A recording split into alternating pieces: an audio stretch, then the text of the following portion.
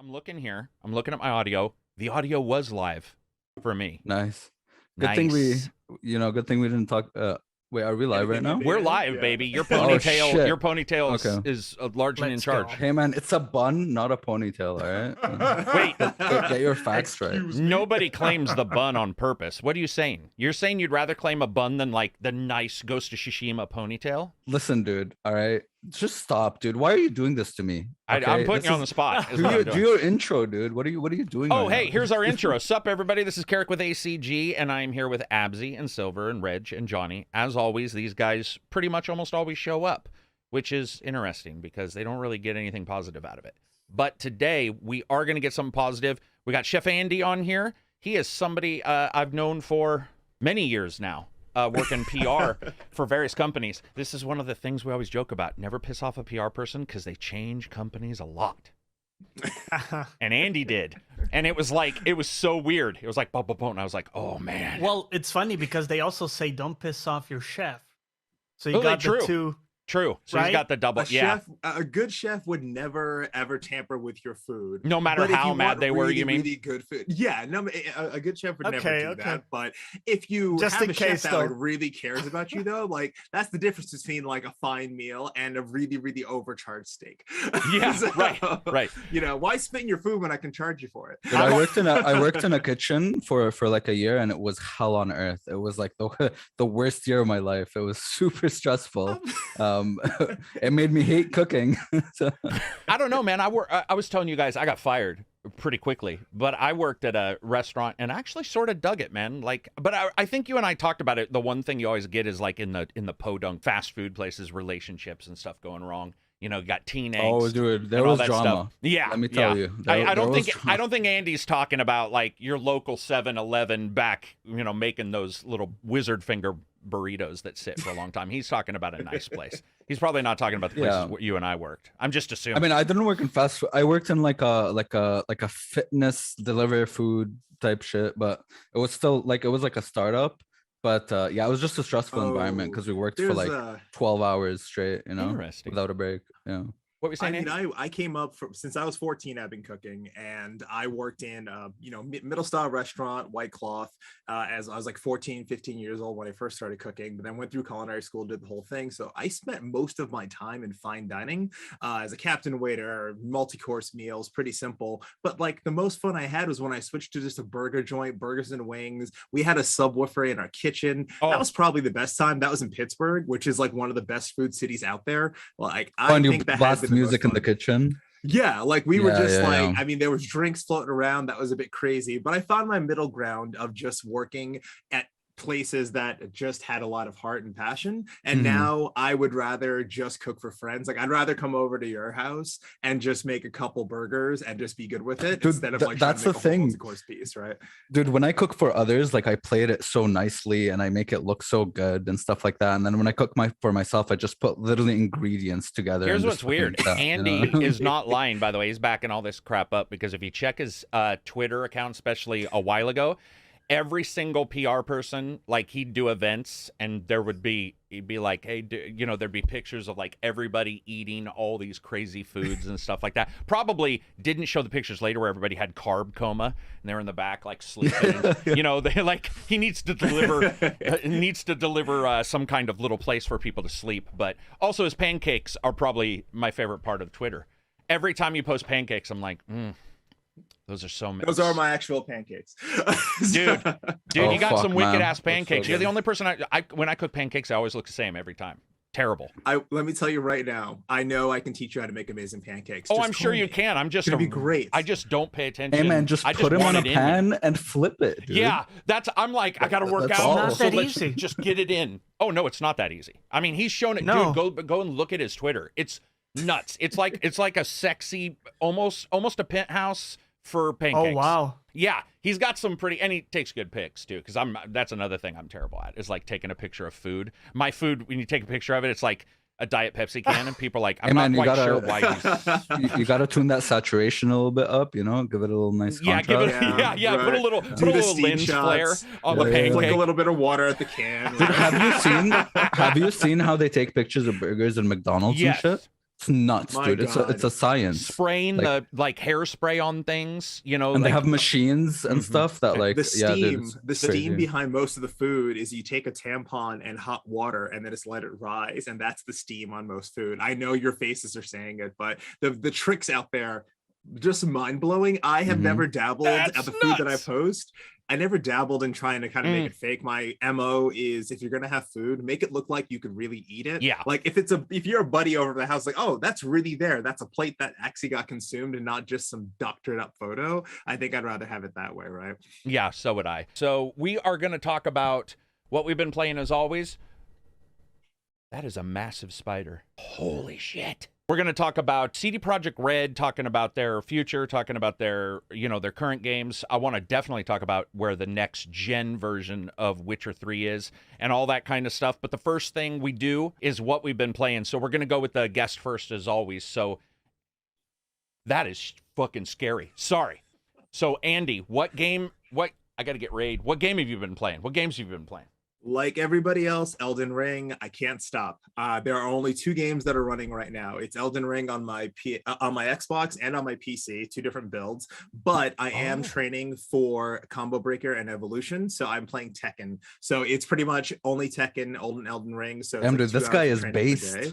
This Yeah. guy is based. So yeah, that is literally all it's going to be consumed unless I'm like testing something. But yeah, those are on the docket right now. Dude, so if I said you have 2 sentences to describe to me what it is about Elden Ring, what would that be for you? Unparalleled discovery, genuine player freedom. Those are pretty good. That is pretty much summed up in what you get there. Damn, you do well in interviews. Job interviews. Holy shit. Yeah, exactly. So those are his. What have you been playing, Abssii? I haven't been playing many games over the past week. I've been very, very busy. But when I can, I've been helping. So my girlfriend has her own Elden Ring like playthrough. So I've been like playing as a phantom helper co-op person. Oh, gotcha. Okay. And what's another? Just like Risk of Rain here and there. Yeah, I haven't had much time in with games. I did hook up my PS4 a couple days ago because I was bored. Yeah. I wanted to try Bloodborne again because, you know, everybody raves about it, but it's so framey. How do you guys do this shit, dude? How do you guys play that game? I couldn't. It was a different time, I think. Yeah, like when I remember back to when I played it back in the day, it didn't even cross my mind. Like I wasn't Right. spoiled by PC frames, right? So Gotcha. So that's pretty much it. Yeah, I know we talked yesterday. You hadn't been playing a bunch. What about you, Silver? We didn't get to talk to you last week. Yeah, I mainly been playing Assassin's Creed Odyssey, actually. I needed sandy beaches. Also, still playing Hunt Showdown with friends. Good every game. week, Yeah, so good. getting together. Enjoying that. Also playing Chinatown Detective Agency a bit. Playing a bit of Warhammer 3 after the update that sort of revamped the entire campaign. Yeah, that's essentially it. Let me Wait, query. how I is- haven't actually been I playing. think we're Elden all Ring. going to ask the same thing, so I'll let Yeah. Abssii go. Go ahead. I was just wanted to ask how you're finding Chinatown Yeah, Detective that Agency. was my question. Yeah. Yeah. Well, that is our indie game of the week. Okay, well, then we can stop. The okay. reason why I was wondering, Silver, is I think you told me, or somebody did, that there were reports of technical oddities with that. I think that was quite, you. It's quite buggy. It's quite buggy. Okay, well, let's hold off on that because I'm just a sucker for those. So yeah, we'll hold on to that. What about you, Reg? Well, I mean, No, same as the last no, week. no. I watched you. No Lost Ark for at least one day. I saw.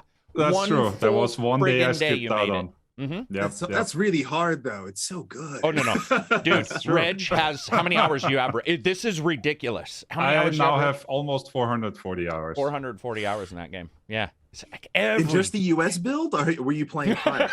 No, that's the, Wow, that was a that's the shot, and I European don't one. think anybody's going to pick up on why. Do you mean the one that was released 3 years ago? Yeah, no, this is just the United Nope. States Oh my one. god. The Yeah. Amazon version.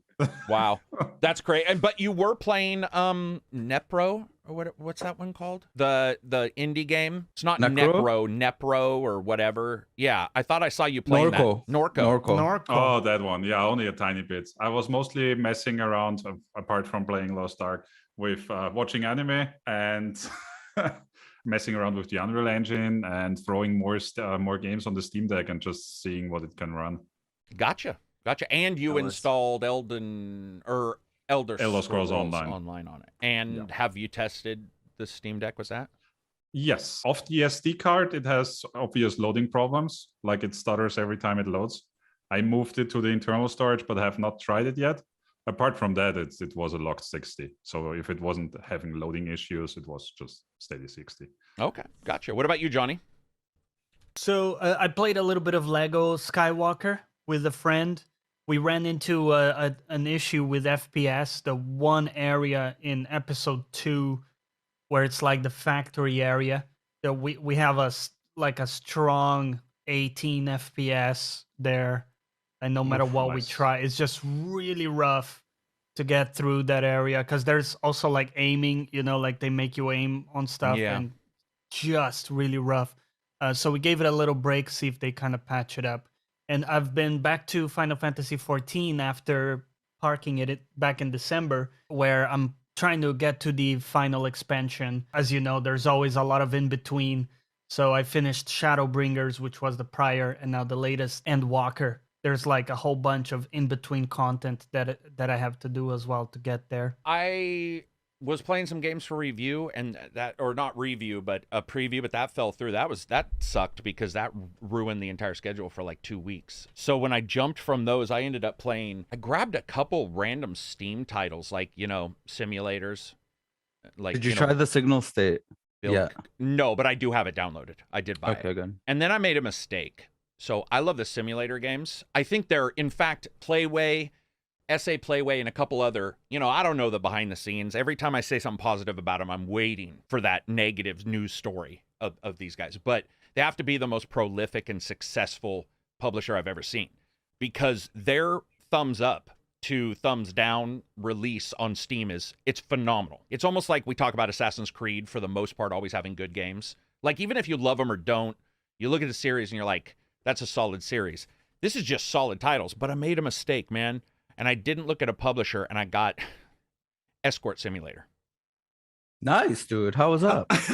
Okay, I need to Bro, look this up now. it's bad. Like, it's the raunchiest. I thought it was going to be a little bit like not Ghost. What's the game? Ghost of Tsushima? No, The Last Dragon. The dragon game. Yakuza Like a Dragon. I thought it was going to be... it's late at night and you're just clicking shit to buy. And that's, especially I got like Thief Simulator, which I love. That game is unbelievable. That game is awesome. Dude, Yeah. VR in that game. Oh, yeah. Drug Dealer Simulator is pretty weird as a title, but that game is phenomenal, even though it's These are real. questionable. There's a simulator where you run... Yeah, they're all real. You run a LAN area, like a LAN thing, where people come in and just use your PCs. Oh, a cafe. Yes, a yeah. LAN cafe. Yeah. And so I got this. It was full frontal, man. It was full frontal. Yeah, full I looked it up. It's, dude. Yeah, and don't, if you're at Wow. work, people listening, don't look this up, by the way, because you're gonna be able to be a podcast guest because you're gonna lose your job. It's So this is VR? No. Is it? No, this one doesn't. Well, Did that's you what I was notice thinking. Johnny perk up? Johnny's like, huh, hey, wait a minute. It's VR? Now tell me a bit more. What's it called again? So how are the physics in the game? It's the simulator titles are awesome, and I suggest, if you have a topic, most likely there's now a simulator game for it. And as somebody, no, that's all right. I was just gonna say, as somebody who loves the trucking games, that's what Silver and I started talking about when he first started on the channel 5 years ago. It was like that back then. It was European Trucker, and that was pancake version. There wasn't even VR then, and it's just like, it's nuts. They're amazing. So check them out. But that one in particular, I would warn you about. Are there haptics? Somebody asked in chat. I tried. Knock it off. I tried a sex game like in VR, but it just doesn't work because you look down and you're like, oh shit, like the stick is way too big for me. It just. No, it's not that. So I cover VR. I'm working with a company right now on basically they're having issues with because I do one of my ex. That's what she does now, and the big problem is cameras, because everybody looks like Pyramid Head, which is pretty creepy when it's a sex scene. Yeah. And they are trying to figure all that stuff out. We will get there, which is unfortunate because humanity, I'm sorry, I just don't think we need to get there. I need my people to want to get out of the house occasionally. Instead, my friends are going to be dehydrated every time they come over, and I'll be like, dude, like, you don't work out. Why are y'all sweaty? Oh, just playing games. I feel like if the one simulator that I think is missing, there's chef simulators, but there's no explicit cake decorating simulators. I think a proper Oh. cake decorating simulator in VR That's the next solves game a I'm lot of gonna the make. problems that are missing. Right. And it's just like, I mean, I know how involved cake decorating is. I dabbled, and it is worth the thousands of dollars that you pay for a single cake. Yeah. I would love to see that in VR. It'd be worth the money. At Yeah, least, that, at that's least worth trying. That's a good I plan agree. too, and it because it doesn't. We do, like you said, we do have chef simulators. Some are good, some not so much. But I think we're getting to that point where they're diving down into the more smaller segments. Very of the simulator. specific. Yeah, with SnowRunner, dude, people still think I was high as fuck when I did the Mud Runner Let's Play because I just laughed. Oh Jesus Christ! Because that was my childhood as a game. It was the most intoxicating game I think I'd ever played because I was like, oh my god, they figured it out. And then SnowRunner came, which is a little bit more tight on some things, and each time we're getting cooler and cooler stuff, man. Like it's Yeah. I mean, Cooking Simulator is still really good though. Have you tried that, Andy? I've tried all the cooking simulators in pursuit of creating my own I'm retired or I've been fired game. And that's a I good find point. that a lot of the cooking simulators fall into this trap that any game with crafting falls into the same trap. You're not allowing the nature of the experience of finding ingredients translate to creating the product. So like there's a lot of good crafting games out there, but you spend it in it's menu simulator, not You're cooking right. simulator. Yeah. So it's yeah. like that's usually my issue with most of the cooking simulators, where I'm putting together an Excel sheet with the product rather than allowing it to breathe the way I would in the kitchen. So we'll get there. I would be surprised if someone's out there not already producing it. Andy but just blew my mind with something too. Imagine adding ingredients to a bowl and watching the ingredients mix, and like knowing when you had to stop.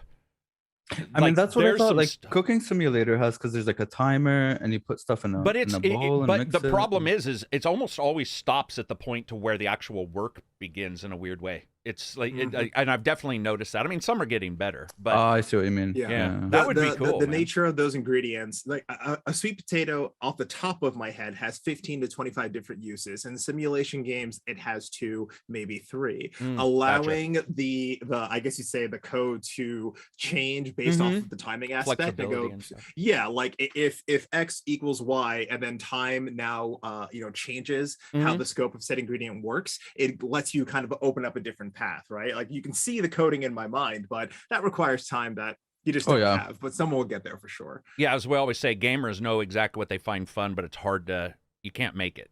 You may know what it is, but then when you like sit down, you're like, I have no clue. Which we will talk about as Unreal in a little bit. What are you guys in chat been playing? I got a super chat here. Thank you for the super chats. You guys know we don't do sponsors, so they are pretty much how we make any money. Zach says, I was just replying to Johnny's video, how good Cyberpunk is, when I noticed that you guys are on. Oh, well, excellent. We have a little bit of cross-contamination from Johnny's channel. Don't hold us accountable for anything Johnny does, is all I'm saying. I don't know. Yeah, because we all hate Cyberpunk. So That's true. I think actually I may be the one that likes it most out of all of us. You are. probably, yeah. And You I like still it had at a all? lot. I like the Yeah, You like because it the I most. played it twice. But the Teasing thing you. is, no, I know you're teasing me, but the thing, what's funny about it is that what I like about it is everything except the RPG elements, and it's an RPG game. I like, we're gonna, I like we'll- the world building in it, right? Let's break that down then when we talk about Yeah, what's when going we on get with to it. CDPR. That's cool. Lasercat, $20 super chat. Sup, Laser. Thank you for being a part of the Discord as well. Happy Friday, amigos. Thank you for your class and sass. Moving on from there. So the Ascent came out on PS4, 5, all PlayStation titles. Yes, it came out on consoles recently. If anybody in the chat has been playing Ascent on the PlayStation, could you please inform me how the performance is? There were some issues with the Xbox, and so I'm just trying to see if, maybe I need to I'd do love an to know update too. video. Yeah, that game. Sick. It is, I was dude. day one. It was just the experience of that world and realizing, okay, did they finally get to that Yeah, right. wet dream that I've always had about Yeah. a title like this? And Huh. then I think I was kicked out maybe 4 times. So That- many issues. And me and my buddies were just Yeah. like, well, we can call it or we can we can push through. And then we made the decision to just go for another hour. And then all of us were booted off hard crashes. And I was like, okay. Oh, it's so frustrating Yeah. for us. Yeah. Our quest logs disappeared, so we couldn't even get to the quest, and it was frustrating because they had Yeah, or chops. pointed the in city was completely wrong awesome. direction. So- Dude, When Yeah. and hats off to the guy. I did not know this person prior to using their program to do what I did in the Walking the Walk, but I used the Unreal hacker that lets you like change the camera. So for the Walking the Walk, I did first person. There's so much going on in that game that is not represented in the game that I was blown away. Like going underneath the world and looking, and people are in dance clubs. I don't know if that's, I probably should have asked them, make sure I wasn't hitting an expansion that they had planned or something, like where maybe I watched your Walking the Walk, and they put detail like inside vehicles where you can't really normally see them. Exactly, you can't see them, but but it's there. Right, and that's Crazy. That's sort of what I'm wondering. But anyway, I would love to know what you guys think of that performance on the PS. Like I would play that game in VR if they did like a little VR version and just walk around that world. Don't do that to me. I mean, if they did it like Cloudpunk and implemented a first-person mode or what? Yeah, They did, They didn't did they? do that. Yeah. Everything about VR is even with the Quest. I like Quest front end. I'm sure Facebook is just like, thanks for the data, stupid. But their front end is so easy to use and all that stuff. But there's still a couple issues with VR that just needs to be. FOV on the Quest, man. It's like you're looking through a toilet paper tube. It's just, and I've done some mods. I don't know, Reg, did you do mods to your Quest too to try to like get it closer to your? No, okay, but you still do. You use? Who did? Yeah. I did. Oh, okay. I actually, so I own, short of the Index, because what the hell, but I have every VR device Me in the too, last baby. 5 years. Yep. Like, love it to death. It's set up in the garage mostly. There is a few strong, solid mods for the Quest 2 that I've been really a big fan of, and the second Quest 2 that I have is kind of like left alone. Oh, smart move. Yeah, but with the glasses that I can't not use, it's been Mhm. really, really helpful. So if you have a lot of ocular like adjustments needed, you can just pretty much remove the front face of it and just go, hi, these are just now my new eyes on the Quest. It helps a ton, especially if you're doing anything that's like fully immersive, any drawing or 3D detailing. It's worth it. And they're not going to nail you too hard on modifying it, so it's worth it if you have the time. So Yeah, I had glasses on when I got VR, but then I just got LASIK surgery because it wouldn't work. props. Oh, It you mean feels good. no matter what didn't work? VR adjustments? Yeah, on glasses. Yeah, so I went ahead and got some LASIK. Reg eye and I surgery, both so- bought the prescription glasses, I think, for one or two of our VRs. We just gave up because like my wife's got like 2,500 vision, or is like always looking through soup, which is why we got married, obviously. And it's just like I had to buy her these things. No lie, man. She put it on and she's like, this is what VR looks like. And that's when I realized how important it was. She had Right. played and enjoyed it, but I put those on, that system, and she put it on, and I got the Varjo, the pretty expensive sort of like, it's not even really consumer VR, but it's super high detail. And even she was having an issue with that until we got those. It's just, it's a huge deal. The Quest has so many mods. It's great. Let's jump into actual discussion for a second, though. The future of gaming is unreal. People may think that that's a double entendre. Or no, that wouldn't really be what it is. What would that be?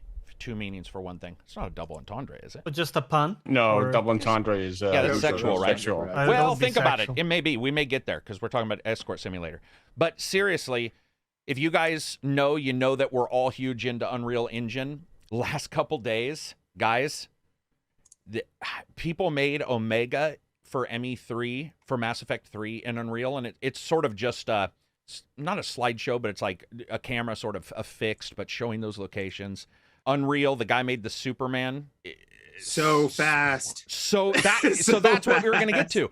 Reg, all of us, Reg, me, and Abssii, like when that got announced, I was already using the beta, but then, the full gets announced. It gets announced, and it was like 2 days later, Andy, where PC Gamer, Twitter, everybody was like, this guy made this.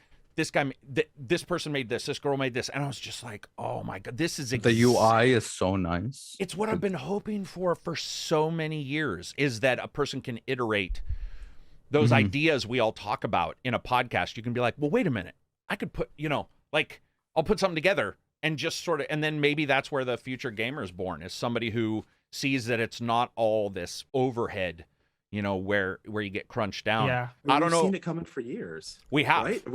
We've seen it. Go back to Little Big Planet 1, 2, then Roblox. Then Oh, good Minecraft, points. Then, right? Like every little step towards true creative experience. Then Dreams in the beta version came out. I'm looking at what folks did in Dreams. Take a look at that system. Now, if you're going to graduate from these UGC experiences and realize Unreal's right there for you, like you're one step away, then we're just going to see it we're going to see an explosion. That's how I see it. And I'm do too. so excited I do for too. it. I'm so excited for that. Dude, I don't know about you, but all I've been doing was just make a house with a window, light source from the sun, and just fucking close the window and open it slowly over and over to see that global Nice. illumination. Dude, not only that, Fucking write yourself a amazing, script dude. so it does it for you. Then make yourself a chair so you can then watch it do it for you. Unreal, been messing around with it for a while, and then the beta was really good. There was a lot of stuff, of course, Nanite, all those kind of things were announced, and those are super exciting. But I'm even more exciting because, frankly, and I know that there's some people who are going to get mad, but I hate Unity. And it's because not only do most of the games I review have frame rate issues if they're Unity, I don't know why, but I just don't think they've taken the steps they need to. And so competition is so awesome. Crytek is another one where sometimes you're like, it doesn't feel like sometimes these guys are... Yeah, the optimization in Crytek is really It's weird not great all over sometimes. the- I think Yeah. Hunt is Crytek, though, right? Hunt Showdown? Hunt is Crytek, yeah. It is, yeah. And that, CryEngine, yeah. dude, the audio in that game? Yeah, it's pristine. It's I mean, the game revolves around audio, right? Yeah, it like, does. Yeah. But I mean, it's the most exciting. As a creator, like I've felt 2022 turned around when this happened, which is weird. And I'm not an Unreal, just so everybody knows, like I don't work for them. But the reason why I talk about it so much is because I just want people to be able to do this little stuff in Discord late at night where there's something that's so cool late at night, especially when people start talking about a game they want to make, or like, I wish a game had this, or I wish there was a module for this. And then you see a person say, oh, well, I could go into Unreal and I can prototype this. And by the way, go to YouTube, type in 20-minute tutorial to make a beautiful level in YouTube. You're going to get 8,000 videos of people making games that look better than current titles. Yeah. It's so And you good. gotta love the remakes that they do, the fan-made remakes, man. Oh. The little vertical Ocarina of slices they Time. make. Yeah. It makes me excited for the mod community as well. Just more tools. Because if I True that. now money on the table, anybody in chat, if I say, hi, my name is Andy and I want to add a style meter into X game and I will pay you for it, thinking about what that could mean to personalize your experience, and there's an ecosystem, a marketplace to go call them bounties, whatever, and have those tailored custom experiences that don't impact multiplayer play. Whoa, That's where I'm at, right? Whoa. A bounty system for a mod? You mean almost like Valve has the bounty system for reporting bugs, but you're saying like, so if you want a customization, maybe have a bounty system where you can say, I want this mod for a game? Yep. I have been trying to find a way to That's do a really that. good idea. I've been trying to do it ethically. It's not easy. It's not something you really It's want not- to yeah. do now. I mean, Creator people Club showed that, right? Creator Club with Bethesda Right. has run Yeah. into all kinds of issues. Finding an ethical way to do it. But in my head, all I do is look at experiences. And since I'm like far deeper than most folks into the gaming industry, I see the Matrix code and I go, well, I know what's going to happen there, why this happened there, why this happened there. And I'm taken out of a lot of games. But having the ability to say, I would love to just put money up front and say, I'd love to have XYZ and have someone who's able to do it. Right. Yeah, I mean, dude, the modding community alone, like without pay or anything, they go fucking nuts. They go crazy. Nuts. They GTA just want VR, people to bro, play. and it worked. Yeah. You're just sitting there I mean, going, no, like they make full ass games. They made like a Dark Souls sequel in the Dark Souls 1 game. They made like all these Skyrim. They're still making Fallout New Vegas remake in the Fallout 4 engine. The modding community is just some of the most wholesome communities in gaming, I think. Like they just want to make stuff for people to enjoy. Andy says the Matrix demo isn't that impressive. I got to agree in a way, Andy. That's a good point. People were asking me on Twitter. They're like, Chat hey, Andy, not this Andy. Not this Andy. I apologize. And they were like, hey, it didn't really wow me. And I was getting a lot of heat on Twitter because people are like, what do you think? And I'm like, well, I don't know why, but maybe it's because it was the Matrix again. I don't know if that's what it was and I wanted to see something fresh, but that did not impress me near as much as what I'm seeing modders do. I think the city, when you could actually traverse it, was admittedly really impressive, at least for me. Or did you not find, well, like the buildings Spider-Man and stuff? burned me on a lot of games, bro. Yeah. Insomniac casts spells that we don't know about. I don't know what people they're sacrificing, but continue. They have by a all hidden means. button in their editor. Dude, they're or like, whatever. hey, ray tracing 60 FPS, let's mod that in. And Yeah. you're just like, what the? It's ridiculous. So you're saying the gameplay experience of the Matrix wasn't impressive? How and Johnny, you're saying that the open world experience, did you get to mess around with the open experience? Did you get to try things, break things, or? No, not at all. Just the Yeah. feeling of flying around, because you could fly around in the demo, right? And then you see the buildings, and from afar they look incredible, and then you get close, and the lighting and stuff looked to me amazing, and how the I saw buildings some were. footage of that, and I thought the NPCs out in the world, just like people walking, looked pretty cool. Mm-hmm. They looked better than. So I just saw a mod. Funny enough, a guy. There's a couple of people I patron to, and one of them is the guy who does all the ray tracing, super high resolution, ray tracing stuff. I think he did reshade at one time, and I'm sorry, I can't remember his name. He does these occasional mods, and one is ultra high NPC mod density in Cyberpunk with all this stuff. And I got to say, that is the one difference between like that Matrix demo. Cyberpunk, the moment they put a bunch of NPCs in, it fell apart. It looked good graphically, but those guys, whatever's going on with that pathing in that game and the way the NPCs work in Cyberpunk is just a disaster. Where I did feel that, for whatever reason, the Matrix one looked a little better. But they didn't really do anything either. I mean, in the Matrix demo, they just sort of walk. But still looks cool. It's just awesome, man. It's awesome. The flying one, if you like that, Johnny, go check the Superman one out. Oh yeah, that one looked pretty Oh yeah, I fucking saw a bit Yeah. of that. That was dope. It's cool. just A Superman 64 remake. Let's get it. I reviewed a game about 6 years ago that was a flying game called it was made by an indie. I met him at GDC and ended up oh damn it, I can't remember the name of this game, but he was brought. I think PC Gamer even said that the flying reminded them of this title, and I do think that the more they do, maybe not Superman, but a superhero game. Mm. You know, like I love DC Universe Online, but let's be honest, that thing was back in the day. Like back when like shag carpet That was is a cool dated. thing to have.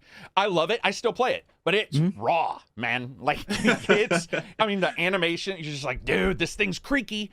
But the idea There was a of, time where City of Heroes and DCU were on at the same time. and not only that, Oh my but like God, they we're full old. voice acting, Yeah. full voice acting in those games. So they had that, and you were just like, wow. And now you look at them, and you're like, wow.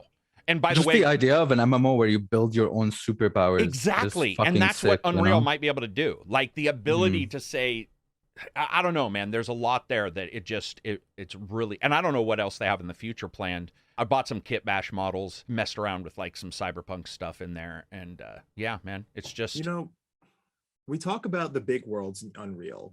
We talk about the big worlds, open, explore. Mhm. I'm very keen on knowing the folks who can I'm going to condense it all down to just one building, but that one and make building, that one building interactive. Pristine yeah, building, right. that'd Like be I think cool, there's a movie called it's Quarantine or something where there's an outbreak. I know time. Yeah, right? and the There's an person's in outbreak the building.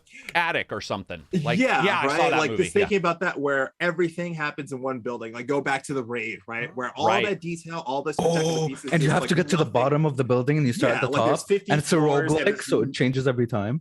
Shit, Chunks sorry. of detail, all in Abssii one is already piece, like, right? shit, let's go. Right now, people, I right now, want that to people be in a chat are roguelike. like, "Well, no. Here's the thing. I didn't like this Mm. movie, and I know I'm wrong because obviously it was better. I like the Sylvester Stallone Judge Dredd more. I don't know why, but Judge Dredd, the Right. new movie, was going up a tower. Imagine if they were like, "There's a Judge Dredd game that's like a roguelike where you're Do just you trying mean to the get to new the top one, of a tower." the recent? the Sorry, Carl yeah. Urban one. There's Dredd, Carl and Urban, so yeah. Stallone Dredd, Judge Dredd, and then Carl And then Urban is Dredd. Dredd. Yeah. Yeah, I never Yeah. saw it actually because I still quote Judge Dredd Right. Stallone. Dude, I'm It a takes big place in Stallone a- fan anyway. He's cheap. That over the top. He looks like him, you know, with his chin that looks like he added 7 children to it. Like the dude just looked like Judge Dredd. What were we gonna say, I Abssii? am the law. No, I was just gonna say it takes place in a mega building.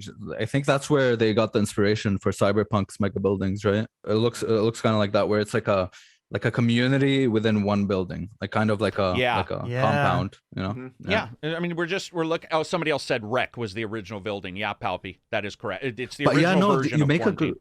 You make a good point though, because we all talk about, okay, fucking massive worlds, but like you can still have massive content, like a lot of content, but just like in one small area, just like Yeah. fucking packed, which I think would be really cool. Yeah. Is PT remember the PT demo that came out? Mhm. I'm not a big horror fan, but it was all in one place, wasn't it?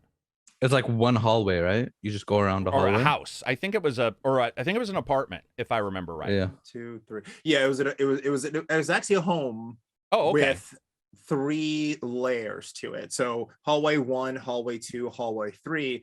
2 doors were assigned, but the amount of changes that occurred on your rotations like made it feel like it was multi-layered. But Dude, yeah, about 3 different locations. The control, with control adjusting the geometry. Imagine like you're in just an apartment that continually adjusts around you. Like you could do some crazy stuff.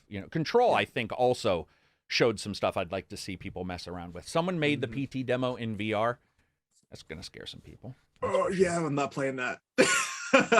But anyway, I don't know. What do you guys think? Diving down is a good idea. I would also like to see people take on the Bethesda idea of more interactivity, but the Gamebryo engine in particular is just so rough that so a lot of people give shit to Bethesda, but technically if you look at their games, they do have an interactivity level that is way higher than most, but it also falls apart. You have bread killing people in Village, if you walk into, and I've seen it happen. I would like to see a village or a town or or a house where they do a bunch of stuff. That would be cool. I also think we're going to see a lot of walking simulators, unfortunately. Yeah. Hopefully they go towards Ethan Carter and not towards some of the other ones. But I think that was a good nice. one. What other What one? is it? Where there was what happened to Edith Finch.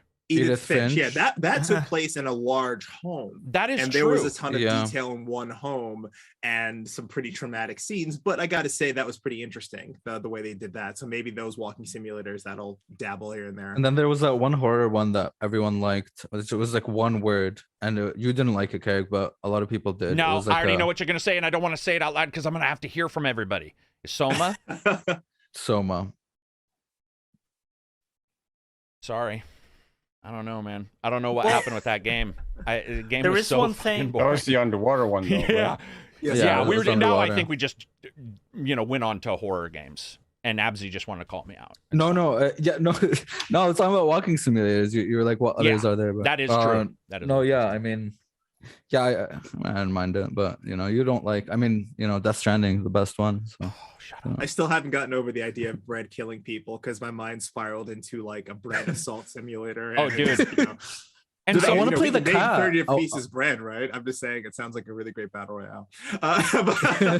somebody said Layers of Fear. Did you guys play that? Layers I of played Fear Layers 1 of was Fear. good. Yeah. Pretty good. It was, it just had like some cheap, jump scares that was like, all right, Make not playing red. this. Here's what. Oh, Firewatch. Yeah. Thank you, Sleeve. That was a really good. Firewatch was cool. Firewatch was. Even though the ending, I was like, really, that's it? Which is Yeah, rare for me. same. I I'm normally with don't you. care, but I was like, huh?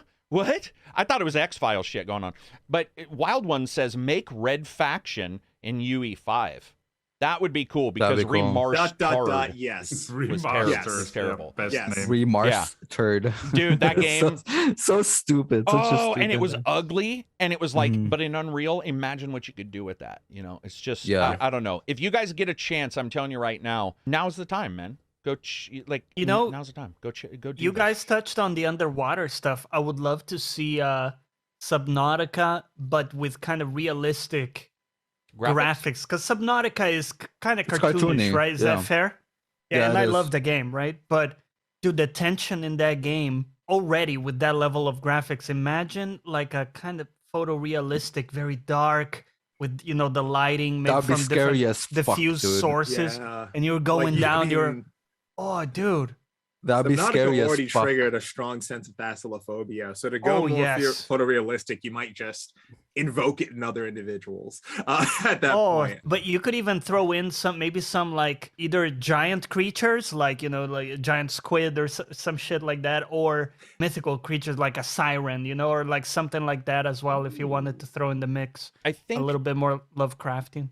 I think though that goes to what like Silver and I are always discussing, which is that art makes the game for me versus I'm not 100% sure I would want Subnautica to go realistic, to be honest.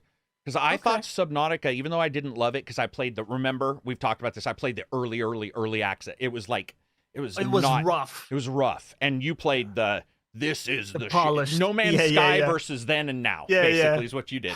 And I don't know, man. I sort of dig Subnautica's look. Like, I don't know why. I think that's a bit of the charm. You could do that's true. I think so too, but I think you whatever. could create something awesome with like a photorealistic. Like it The would be Abyss. different. The movie The Abyss, Right. but in Unreal. Yeah, Oh, yeah, where yeah. it would Shit, I all got be some about ideas now. I gotta the note this stuff down. diffuse light sources that you would have to From- utilize. All yeah. this stuff. Yeah, it's just awesome. I mean, there is So- some pretty interesting stuff going down there with like sperm whales fighting giant squid. Yeah, exactly. Dude, what if you're just a sperm whale? What if it's Dark Souls of sperm whales? You're a sperm whale. Say Moby Slowest Dick. moving. Play yeah. Moby Dick. What are we doing right now? And then the squid comes. You got. I don't know. We had a full discussion about Dude, squids for like 2 ramming hours today whaling in the ships. Discord. Ramming Dude, I wanna whaling play- ships, hunting people down. They become an enemy like the Nemesis system in Lord of the Rings. Like Oh you my have God, your okay. actual, what's his name, Ahab, who like keeps coming out to hunt you. And you're like, chop. You have to flip him with your tail or blow And like with your Ahab like global. loses a limb after he took Oh, a nap. dude, It's like yeah, you each thought time you he comes eluded me back, before. It's like, I thought I chopped his head off, and he comes back just a little bit of sewing right there, and you're like, dude, I don't know if that works. What were we gonna say, Abssii? No, I'm enjoying this. Please, Oh. please go on. Sorry, that was a little off the rails. But No, I do want to play the Stray Cat one though. You reminded me. The Tabby Stray. or Stray, yeah. Like you play as a cat. That's it. Oh, dude, yeah, I'm the sold. cat, yeah. You know, If Yeah. you start the pitch with that, you play as a cat. Like, I'm in. no And superpowers, funding. nothing. You're literally just a cat. Yeah. Just Johnny, let's go. cats lick their butts to clean themselves, though. True. I don't think I Bro, want to play a game. with Yeah, a cat. but they look like this. Okay, Oh, they you are got cute. your cat. buddy. You got your cat right there. Yeah. That was awesome. I have was the not prop, prepared for the that. perfect prop. I know. I prepared a little something. Yeah. Anyway. Johnny understood the assignment. Yeah, it's cool, man. We're all of this kind of stuff. People being able to do this, it's just exciting, and it's like as a reviewer, I don't usually get depressed, but sometimes games they get delivered. I think Cyberpunk was really a hard hitting one for me, and then No Yeah. Man's Sky was pretty hard hitting for me, even though technically that's still delivered. It just didn't have near what they said. But you get all these hits, you get the occasional good game, and then Unreal's something different, man. It's and again, Unity, any of these others that keep up with it, it's just something. It's excited me like no game has, because it's the future again. I was a kid playing Elite with those wire drawn graphics, and now I'm playing No Man's Sky, which is the game as a kid I wanted, and now it's Yeah, it has possible. the Flash Gordon look that a lot of us kind of grew up And with. imagine these for kids the now ships. looking at, because there's great parts in Skyrim, like the 1300 steps or whatever it's called. I always get the number wrong. But the best part of that game is walking up the steps at the starting and getting your first. Except in VR, because fuck that in VR. Walking up the steps. Yeah, it can be a little rough. But it's just cool because all these kids, like I have nephews super young, and he'll DM me and be all, is this possible? And be like, dude, it's very possible. And to see those, to see that excitement, that's the kind of stuff that is going to make your next SimCity, or is going to make your next, I don't know what it would be, but like the next blockbuster that doesn't have a name behind it, I guess is where I'm going. Yes. I don't mind the names and I love them. I'm never going to bitch if there's a Cyberpunk 2, unless it's bad. But that's what excites me, man. Deus Ex, somebody may look at that and say, hey, listen, nobody's making that, so I'm going to make my own version of Deus Ex, not call it Deus. Like, we're getting to the point to where that's possible. Ascent is, by the way, a very good example. Maybe we'll even get a No One Lives Forever 3. Yeah, Ascent is like what, made by like 10 people or something? Maybe less. Well, they had lots of outsourcing, right? They Oh, did. They okay. did. And yeah, I checked into that before I did the review because I was like, this doesn't check out. And in one of the interviews, they did say, yes, they're a 10-person team, but they did a shit ton of contracting. What was the one It game makes sense. that Silver or Reg, one of you guys always bring up this game? It looks amazing, made by one guy in Unreal, I think. The Shining Bright Memory or Bright Memory Bright Zero. Memory Reloaded. No, not Reloaded. That is But you guys Bright know the one I'm Memory. talking about? Yeah. Where Yeah. that game, Bright Memory Infinite. Bright Memory Infinite. So there you go, Yeah, man. and We're there. for example, Risk of Rain 2 that Abssii and I really like, that's like 3 dudes, the core team, but they had like 200 people from Gearbox helping yeah. with QA.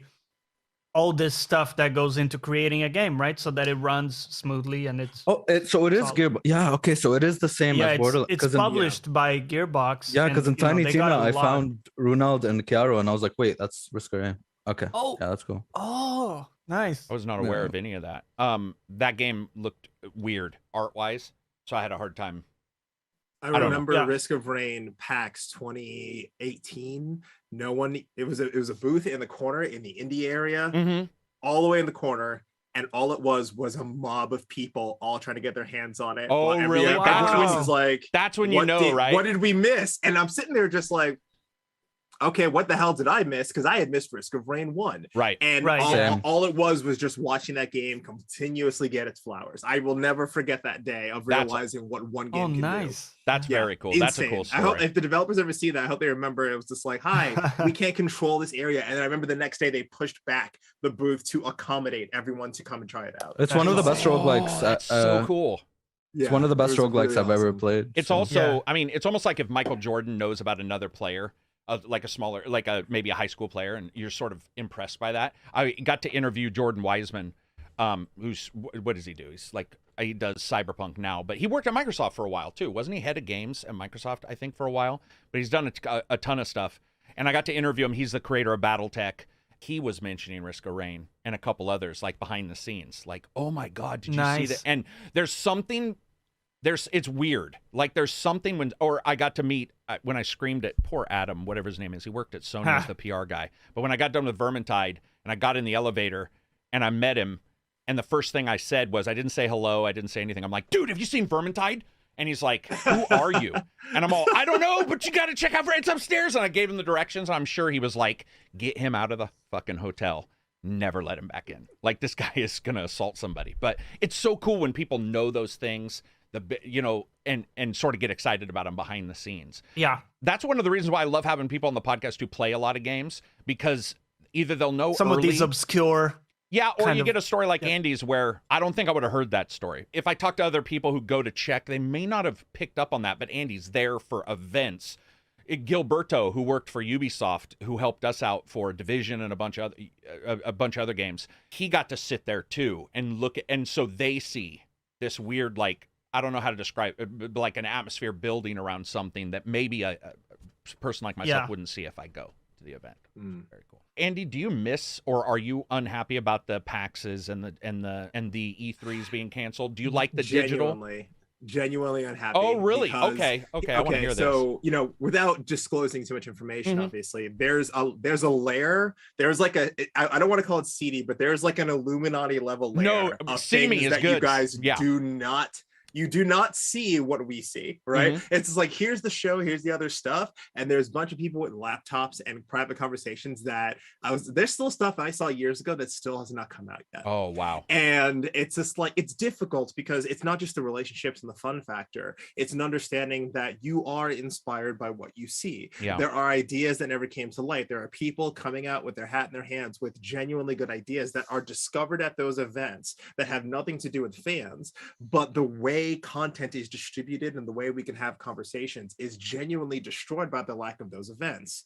However, on the Interesting. That's all consumer right. side, and understanding that this is hundreds of thousands and millions of dollars for these folks to come out, Yeah. and the dollar does not match what goes in, you have to make adjustments. So while I will miss PAX and E3 the way they were before, I do believe events like GDC will probably have to continue, because these conversations will never happen just online. Because the amount of people that email you daily saying, I have something cool to show you, it just gets filtered out. But to just be there with a cup of coffee or a beer in your hand and have a discussion about something, that's where those conversations occurred, right? Like, go back to some of those developers who are, 10 I'm 10 years, in the industry. There's people who are older than me.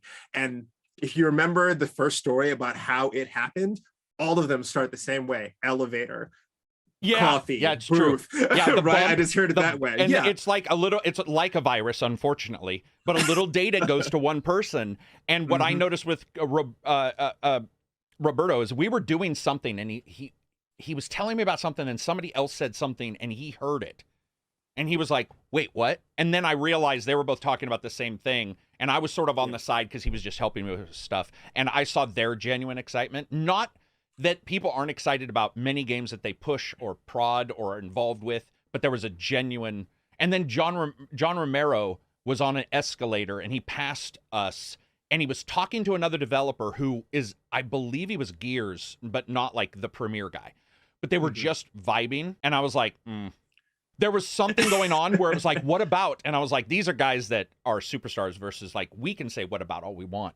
But if two guys are in a room, in fact, I'm reading, it's people like who can actually make it yeah, happen. I'm reading a 1,200 page like history of game development book. I can't remember his name, but he does an interview with Sid Meier and how Sid Meier like made different games and some of the stuff. And a lot of what he talks about is actually like, oh, this person knew how to do this, so we talked to them. This person knew how to do this, so we talked. And you're just like, that's pretty sweet. I think also like being there in the environment and like in person, talking to all these developers and seeing everything behind the scenes, it's just you get a completely different perspective than just, you know, seeing stuff online. You know what I mean? It's just like more personal and more inspiring. What were you gonna say, Silver? Silver hadn't talked for much. No, it's all good. Well, it's like book conventions and film festivals. Like there's a huge ecosystem of networking that goes on that you never see. Like you see like Cannes, for instance, the Cannes Film Festival in France is a huge part of this for the film industry, where you have a movie, for instance, you've made with a small distributor, you don't have wide distribution for it, so you show it at Cannes, and then you get exposure for it at Cannes, and you're able to shop it around at Cannes and meet and talk to like main distributors there, like say Disney or Paramount or like whatever, to get a distribution deal in place for like the United States or whatever for that movie, so that it can see wide release. And so you get all of this networking that goes on underneath the hood. Same thing with the Academy Awards as well. There's a lot of stuff that goes on behind the scenes, as Andy touched on, that we never get to see, and they are enormously important. For and that with the lack of aspect. it is just lack. There isn't a replacement, or a very because good you don't because you don't run into the elevators if you're not in the same building. If you do, you guys you're are in the really Matrix. good at having conversations in elevators, man. I'm awkward as fuck. Do you know what not I me. mean? I yelled at Phil Spencer in the middle of the fucking block that one time with Cadiz beside me, and I'm awesome. like, Phil, you rock! And he looked at me like, what the am I doing with my life? And I walked away. He remembered me later, but I was just like, That's I bet awesome. you those $100 random. Phil's watched plenty of your content though. Probably hated it, but we can be excited. And as somebody who's worked in another industry completely unrelated to gaming, there's a lot of like excitement you can lie to yourself about. Yeah. Like you can be like, I'm excited. Are you? Oh yeah. But they're not really. But when you get people sometimes not even talking about their games, like when we did see Vermintide, they were talking about another game that I don't believe ever came out, but they were excited. And then like Andy has moved around a lot. Vermintide, I know Victor, who was on, he's been on a bunch of times, but he was on a couple weeks ago. He's still there. But Liam went to Raw Fury. And then, and Raw Fury, David Martinez and I love that guy. David to death. Dude. David is he's such a like an influential person, and people just do not give him his flowers. They like, don't. It's just like, you don't know how much he does. You have no idea. He does Like, the grind. Like I remember one of the coolest stories he told me is he was like, prior to a podcast, he's like, I was in Brazil in the middle of nowhere, and somebody said, I saw you on the ACG podcast. And he was like, dude, you have a fan somewhere in the middle of nowhere. And I was like, well, they're a fan of you because they remembered you. And he's like, well, that's true too. You know, he's got that little snide, like he's always got the little, I don't know his attitude, but it's like a little sarcastic, but it's like genuinely super high game, super heavy excitement for games. And we got to deal with it. I think Kathy Rain was the first one, and that dude gave me no end of shit. It's been a while because I was too busy talking to him to play the game. So my partner played the game, and he's like, yeah, Karak doesn't need to play the game, he's just gonna give it a buy. And I'm like, no, I just want to talk to you because he's magnetic. I have a question for you guys. So when you go to these events and like meet these developers or get chosen to see something like a game behind the scenes, does it ever influence you or give you like a certain bias when playing that game? Like you see it in like a different light than playing it without It's way meeting too those long people for me. behind it? I see it. So if I do go to an event, it's like 2 years. I mean, like it was a long time before. And dude, the version of the game I like that no one else like, Homefront Revolution 2, the version I played at E3 is not the game that came out. Remember that had that weird. But like, what about meeting the developers and like connecting with them or anything like No, that? because remember the Vermintide guys, the first words out of my mouth was your last game sucked balls. Because it was Okay. that Dead Island. Dead Island, what was it called? It was like Escape from Dead Island. That game was balls. And Victor loved it. A good developer. And he knew. I had a smile on my face. We were joking. Victor knew that was the way that was going to go forward. Like, it was just going to be, it was going to be like, here's some ideas. It's all jokey. But no, man, it's awesome. I don't know about Andy, though. Does that grind you down? So there's a double answer here, but I'll make it brief. The understanding that knowing how the sausage is made does take away a lot from the game. And I have been very cautious in speaking to developers behind my favorite games, or even working for those companies, because I want to hang on to that game so badly that I will not go behind the scenes. Devil May Cry is the best game in the world. But I'm such a fan that I will actively avoid knowing anything about it. I beg to not be on any PR cycles. I don't want to know anything about it. Don't want to see anything, because that's home for me. So when I get the chance to work with like other developers on games that I'll just be like, can I avoid working on this one, because that will actually take away from the experience, and I just don't want to see that again. And I learned that very early in my career, and if I can avoid it, I absolutely. Do you remember a title where that did happen? Several. Can you say a title that happened? If you don't want to, I can go back far enough in the portfolio. Yeah, that's what I was going to say. Plumb back to where those people have left. Tales from the Borderlands was one I worked with Telltale back in the day. That's one I wish I hadn't, because that was just, I loved it. I absolutely loved Tales from the Borderlands. Another was Halo Wars. Personally loved Halo Wars, love RTSs. We don't have enough of them. Certainly don't have enough in VR. But you remember when everything like was an RTS back in the day? Like there were so many RTSs coming out, and now it's just through. A lot of first person. When they first started doing that Medal of Honor, I still remember battle royales. Remember Tom Clancy's End War, where you command the battlefield with your voice? You're talking to somebody who has every voice command software in the world right now. I'm such a big believer in that, and that was one of the first games. That game was fun, dude. Yeah. Mass Effect had it, did it not? Couldn't you also tell the people in Mass Effect with the Kinect? With the Kinect, yes, yeah. With the Kinect. Move up, go attack here. Come follow me. Yeah, that's pretty cool. So good, man. I hate hearing that. What's the term? The artiste? No, there's another term for it. The people use it negatively. Auteur. I hate that term, because it's loaded. Like the moment you say it, somebody pinky up. He is though. And in a bad and good way, they do have their issues. Infinite, got remade, half a dozen times. But man, do I like his stuff. Like I talked to him about coming on the podcast, and he was like, "What kind of podcast?" And I could tell he was nervous. He's like, "What kind of podcast do you do?" And I'm like, "It's not like that." Some trepidation. Yeah, we're not. There's nothing. It'll be more about lessons learned versus slamming on. So that just makes no sense. But you can tell he was a little burned by it. Seeing him, Abssii, if you get a chance, check out the GDC YouTube, best YouTube in the world, by the way. But they always upload their stuff from GDC, and he did one just talking about a future idea he had for AI, and it wasn't AI in the tech term, it was in a game. There's a level there that's above. People are thinking in different levels about this shit. Yeah. I do think though at times, you do have to have a little, like Kojima turned out well for Death Stranding. I don't like it, but I know most people do, so I'm wrong. But we thought he was, remember when they were saying no director, we were like, or nobody over the top of him, we were like, this game is gonna suck. I think a lot of us thought he needed somebody, like someone over the top to rein him in. Yeah. Even though him saying director's cut of a game, he always said was his director's idea was really weird for Death Stranding, but dude, it turned out good. I watched someone play it recently.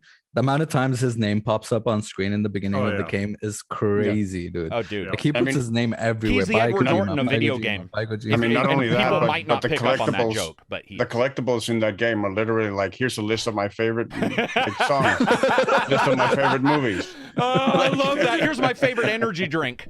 That's so great. Edward Norton did that on a roast. It was another person's roast, and Edward Norton came up and talked about himself the entire time. And so the other, no lie, you can see this because he's known to be like center of the world. And so then other jokers came up and teased him versus the roaster. The roaster got away pretty easily because people were so like surprised. But Kojima's sort of that way, except Looks he's like nicer. he was roasting obviously. Bruce Willis. Yeah. Oh, I need was to he? see that. Yeah. I But need to see that immediately. Kojima, Bruce would damn, and yeah, Sleeve knew that too. It is cool to see these people who are like a step beyond in their imagination being able to do stuff, but it's going to be more interesting to see some dude in a Discord chat and what they make. Like I can't wait. We'll move on from that though. Let's discuss free games, Reg. Let's discuss what you can get without paying anything that isn't piracy. Well, that's a short list. Why, Dino, you can leave the chat. Anyway, continue. Yeah, he knows the joke. Exactly. Go ahead. Oh, is it a joke though? Okay, so free games, free for everyone. Epic Game Store, Insurmountable and XCOM 2 is. Wait, does it free. include War of the Chosen? I don't think so. It's just XCOM 2. I think that's just Disaster. XCOM. Dude, War of the Chosen is XCOM 2 for us. Go ahead. It's Go ahead, XCOM Reg. 2, yeah. Right, so that's it with the totally free games. On the subscription stuff, PC Game Pass has Lost in Random and Life is Strange True Colors. Xbox Games with Gold has Hue and MX versus ATV Alive. And that's the end of the list. I'm sorry, what? The full it. list? Yep. Ooh, lean. Lean. Yep. And that includes like Ubisoft, or well, yeah, that includes everybody. Okay, interesting. I guess. Well, there is XCOM, a free weekend for Anno 1800 as well on Ubisoft. which It's just a you free are a weekend. fan of, right? Yes. You very said much so. that's your favorite Anno. I don't know when and if they will like ever create a new one because they are now on Season Pass 4. Andy, do you? I mean, I'm sure you do, but you take advantage of like the game passes and the free games, right? Or Absolutely. Is yeah, there? I mean, I sorry, go didn't ahead. want to sound weird when I asked that, but I just felt like maybe I don't know. Like I don't know if like it feels weird to get a free game or I don't know. So I just wanted to ask it. That way. We have libraries similar to anybody else, probably unfulfilled backlogs that are getting more disgusting by the day. Yeah. But I would say, I guess most folks who work in the industry, mostly game designers, especially people who work in different areas, it's important to dabble in as many places as you can to just know what's going on, right? What's out there, what's interesting. And when you look at the free systems that are available across the different platforms, and all the games that are coming to the subscription platforms Plus and Pass, it's just important to just have options because at the end of the day, we get the chance to play less games than anybody else we're working with. Right. So I have a lot of empathy for the folks who have to keep going through games who don't have the ability to stop and just shop around because you got to go to the next thing. I've asked you about that before. I'm like, hi, I know what's on your plate right now. Did you sleep? I don't know how you do it. So when we have those critical few hours, just having all the options, it makes a big difference, right? So it's either you suckle down into your one game and your one system with your friends, like a lot of people in the industry play Destiny and Rainbow Six and other games together. Yeah. But folks like myself who go, I need to know what's out there on the daily and just know what I'm missing out on. It's important. Like every Friday night, I just download as much as I can and just go through it. Like Tunic, I only just tried the other day, and I was like, this is really different. I need to give this more attention so it stays in the ID to play category versus some other games where I go, I know how this is going to end. Move on. Yeah, that's it. Speaking of sort of smaller games, Silver, do you want to do the indie game? Yeah, well, it's another indie game of the week. It's another 2D point-and-click adventure game. This time around, it is Chinatown Detective Agency, which is set in Singapore. Casts you in the role of the leader of a startup private detective agency in Singapore in the year 2036 in sort of a cyberpunk environment. Oh, nice. It is pixel art. Quite decent looking pixel art. It looks pretty good, I think. It's a bit of an homage, I think, to Where in the World is Carmen Sandiego. Yes. Basically, probably the most unique hook about the game is that it makes you do your own research. And by that, I mean, it basically links you straight into your internet browser to Google. So that you have to Google stuff yourself. Ooh. Oh, shit. You have to research the stuff yourself. So it does sort of require you to have an internet connection to play it reliably. There is sort of a backup system where you can buy hints through like a librarian in the game. It's interesting. It has some systems. Some of them are fun. Some of them just feel sort of perfunctory or just sort of tacked on for the sake of adding more content. They don't really feel natural to to the game, some of the mini games. There's also like the save system is not great. You can only save in between every single case, and the case will run you like 20 minutes or so, maybe more. So that's not really great. Like, for instance, you have to go through all of the tutorial without being able to save. And when you then couple that with the fact that there are a lot of bugs in the game, you run into trouble because you might be like 15 minutes into your case or whatever, and then you have to reload it because there's a scripting error or something else breaks. That's not great. Like I had, like the funniest bug I had was one of the guys I hired for the detective agency, like his animations broke. And I saw other people who had this bug too. So he basically started, if you remember the bug from Skyrim with the dragons flying backwards. So he started moonwalking instead. Yeah. Like instead of like walking around the area normally and stuff, like his animations wouldn't play right. Voice acting I found very, very uneven. The main character is done fairly well, but most of the others really, really sound like they're just delivering their dialogue, reading from a script. Yeah, it sounds very delivered. It's the best way I can put it. It sounds artificial. It doesn't feel like natural dialogue. It doesn't have a proper flow to it. Mm-hmm. There also, not everything is dialogue, or not everything is voiced. There is also still a lot of text that you're going to have to read through. But the cases themselves are interesting. Like the writing, I think, is pretty decent. I don't think it's not to the level of, say, Norco, but it is to the level of being satisfactory, I think, and good enough for the genre. Depends on what you're looking for, I guess. But I found it okay. You said 20 minutes to 30 minutes per mission. How many missions are in there? But I think it'll run. I mean, I've heard from some players that it'll run like 7 hours total. It's not a bad time. Potentially. No. How much is this, by the way? It is available on Game Pass and on storefronts. It is. Let me just check. I think it's 25. Like 15 or 19. 25. Yeah. 25. Do you recommend it despite the technical issues? Like. Yeah, tentatively. I mean, just be well prepared, right?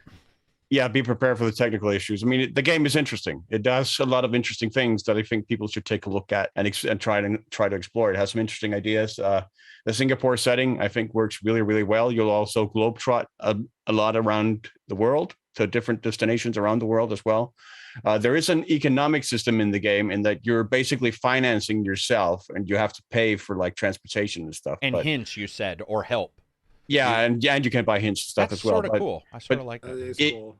It is, except it doesn't serve any purpose, really, because you earn so much money that it becomes completely pointless. Yeah, basically. So you could buy all the hints if you wanted, like just go buy.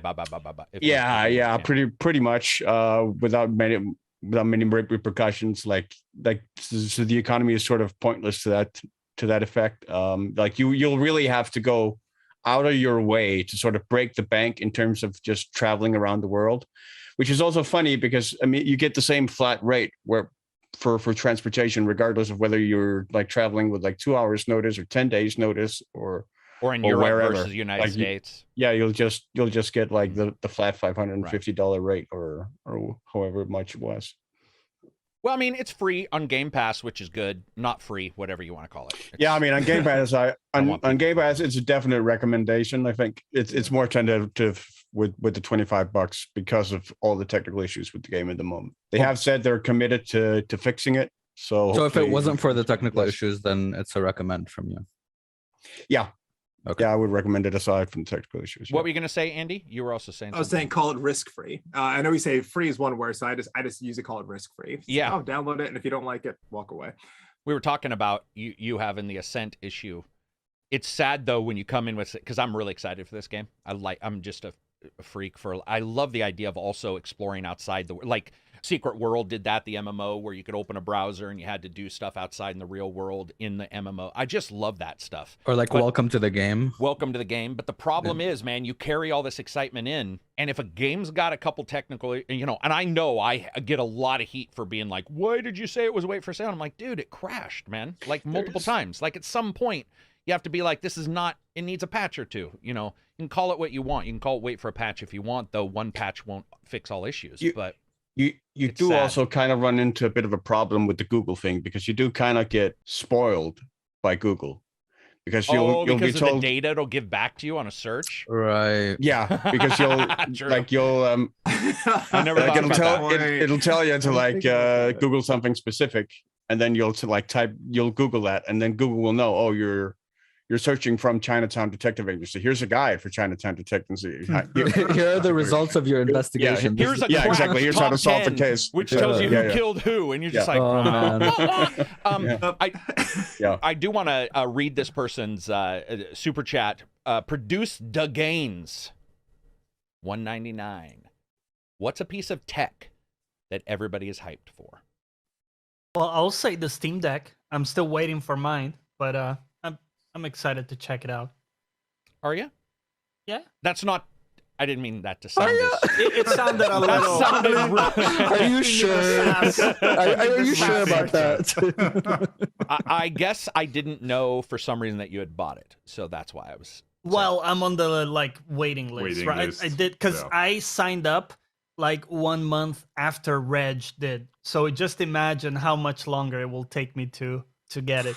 It's gonna take I'm a long very time. annoyed that I don't have mine because I had special privilege first and I still don't have mine. And Wow. God damn it. That's all. Anybody else? Any tech that you're? I mean, I'm So it was hoping the Steam to Deck, maybe and I get a already got it. PlayStation 5. Yeah. Oh, you want to get a PlayStation 5? Yeah, I would I hope want to so. upgrade point. my GPU at some point. I want a 40 series. Why? I have a 2080 still. Dude, it's gonna suck the energy from your house. Those things It's gonna are make everything hot. monster- Oh God, yeah. Have you ever, when you render in your room, Yes. and you're just like, oh, this is horrible. And then, so Reg, you said Steam Deck, but you're also not. You got it, so now nothing's replaced. Yeah, that. exactly. That's why I was like, well, I mean, right now, nothing. Aside from the NDA stuff, I'm going to say a piece of tech that is not exactly gaming related, but it's the first steps that a lot of companies took but didn't go anywhere with it. Whatever the world of HoloLens will be, but not applied to games, but applied to daily life, work, engineers. Whatever AR was meant to invoke 5 years ago, and then it kind of fell off. I'd love to see what that's going to become. Yes. Yeah. Because you're building a PC. Everyone's here has built. Being able to say, what do I do? Have a display on and have someone walk you through the entire piece. Yeah, Plug right. That is here. rich. Yeah, plug here, do Yeah, XYZ. yeah. That's the rich tech that I just don't know where the excitement for that had gone. But I'd love to see that make a return to form. But again, not applied to gaming, just applied to general work days. Tech. Or I just agree. That's tech. Yeah. Until you that's- see ads everywhere. you know, like walking Yeah, down Oh, the street. God. Screw the I ads, forgot but about yeah. that. You know? Dominique Da Vinci, $5. Escort Simulator is so great because of its unparalleled discovery. I know that joke. Great show. Wow. Andy is awesome. Yeah. It for me, tech. I'm working with the company, so it's not necessarily NDA. I'll just say as a general what I'm interested in, and I'm sort of working on some stuff. Is, and I've shown it in the Discord, but AI, voice or text to speech is probably the number one thing that I'm interested in. I've talked to some mod makers who are looking at like taking old games that don't have any text, don't have any voice, putting voices in. Emotions are starting to get to the point where it's just stupid. I was showing Abssii a couple that I was working on that They're nuts. they're nuts. And I got to see that tech about 2.5 years ago, where a company who I don't think they're even involved anymore, you could ask it questions and it would answer back. Now we've seen the VR, there's that one VR website where the guy made the, I think it was an Unreal, but he made just a block and then he sends the text online, translates. So there's a delay, but he's got conversations that are completely, done within the system with no typing. There's some stuff going on there for accessibility as well. Because I think the big thing for me is I hear a lot of people bitch about something that I can't see why game companies don't fix, but they'll be like, man, 4K HUD, I can't see shit on this game because the text is this big. Or you have people with bad eyesight. You have people with who want to play particular games. Accessibility is huge to me because I do have friends who don't have the full ability to, let's say, use both hands. And so the accessibility controller from Microsoft was awesome, like beyond parallel. Like that's one of the coolest things I've ever seen in my life. And it needs to not stop there. There's voice now. There's eye tracking. People are talking about foveated rendering for VR. And I could be honest, man, I've tested that, and you do get a performance bump, but it's very small. You know what I want? I want like choices in RPGs, looking around a point and click without the fucking cursor going. There's things you could do. I think Reg also has a Toby, don't you? We both have Tobys, and I've done some stuff with that. I think AI and all these things, I guess I'd just say accessibility, because that's sort of what it comes down to. I cannot wait, because I do have friends who are like, oh, I can't play that game. And they don't look like they can't. And I'll be like, well, why? And then they'll tell me, oh, we have somebody in our Discord who's completely deaf, which I didn't know. Like, I had no clue. So I've been talking about like accessibility controls, and like, dude, I'm completely deaf. So if a game is using audio cues, which I talk about in the reviews, I'm like, this is good 3D channel, and they're like, dude, that doesn't work for me. And I'm like, but what if an audio system read like 13 did with David Duchovny, the old comic book game, where if a gunshot went off in that game, it said, I think it just said bang, like a comic book does. Right. Imagine a gamer being able to just say, I can't hear, I want that. And now they're playing games that are quite literally impossible for them to play, or very difficult. Yeah, it's like I remember reading like an article written by like a blind gamer where they wrote about the need to actually have sound cues, like the inverse. Yeah, right? so the inverse. Where frequently you have in games where, for instance, you run up against the wall and collide with the wall, and you just keep running up against the wall, and there's no like audio feedback that you've hit the wall. So like for a blind person, he has no idea that he's actually running up against the wall unless he gets like an audio feedback that boom, there's a wall there. Didn't that one game, Last of Us 2? I had a lot of good accessibility. I believe Last of Us 2 could be played or blind, right? Yeah. Yes, Really? Steve Saylor had done had some little pretty- tones. Yeah. What were you saying, Andy? Sorry, Steve Saylor is likely the one who's done a lot of that work in the accessibility space. Oh, speaking good. about what's good, what's bad. I'd love to see much more from those individuals to just not to call a developer out, but sometimes you just need feedback because it's tunnel vision, and if a developer doesn't understand why it's important, sometimes that retrospective, hey, here's what would have been nice, probably saves them a lot of grief. But they'd spoken about those accessibilities, and you were right, Silver and Abby. It was just like, Last of Us did some incredible work. A lot of other games did not. And it's a shame because, maybe going back to that modding system, just a little bit of work, can go a long way for an individual, right? Didn't even think about that.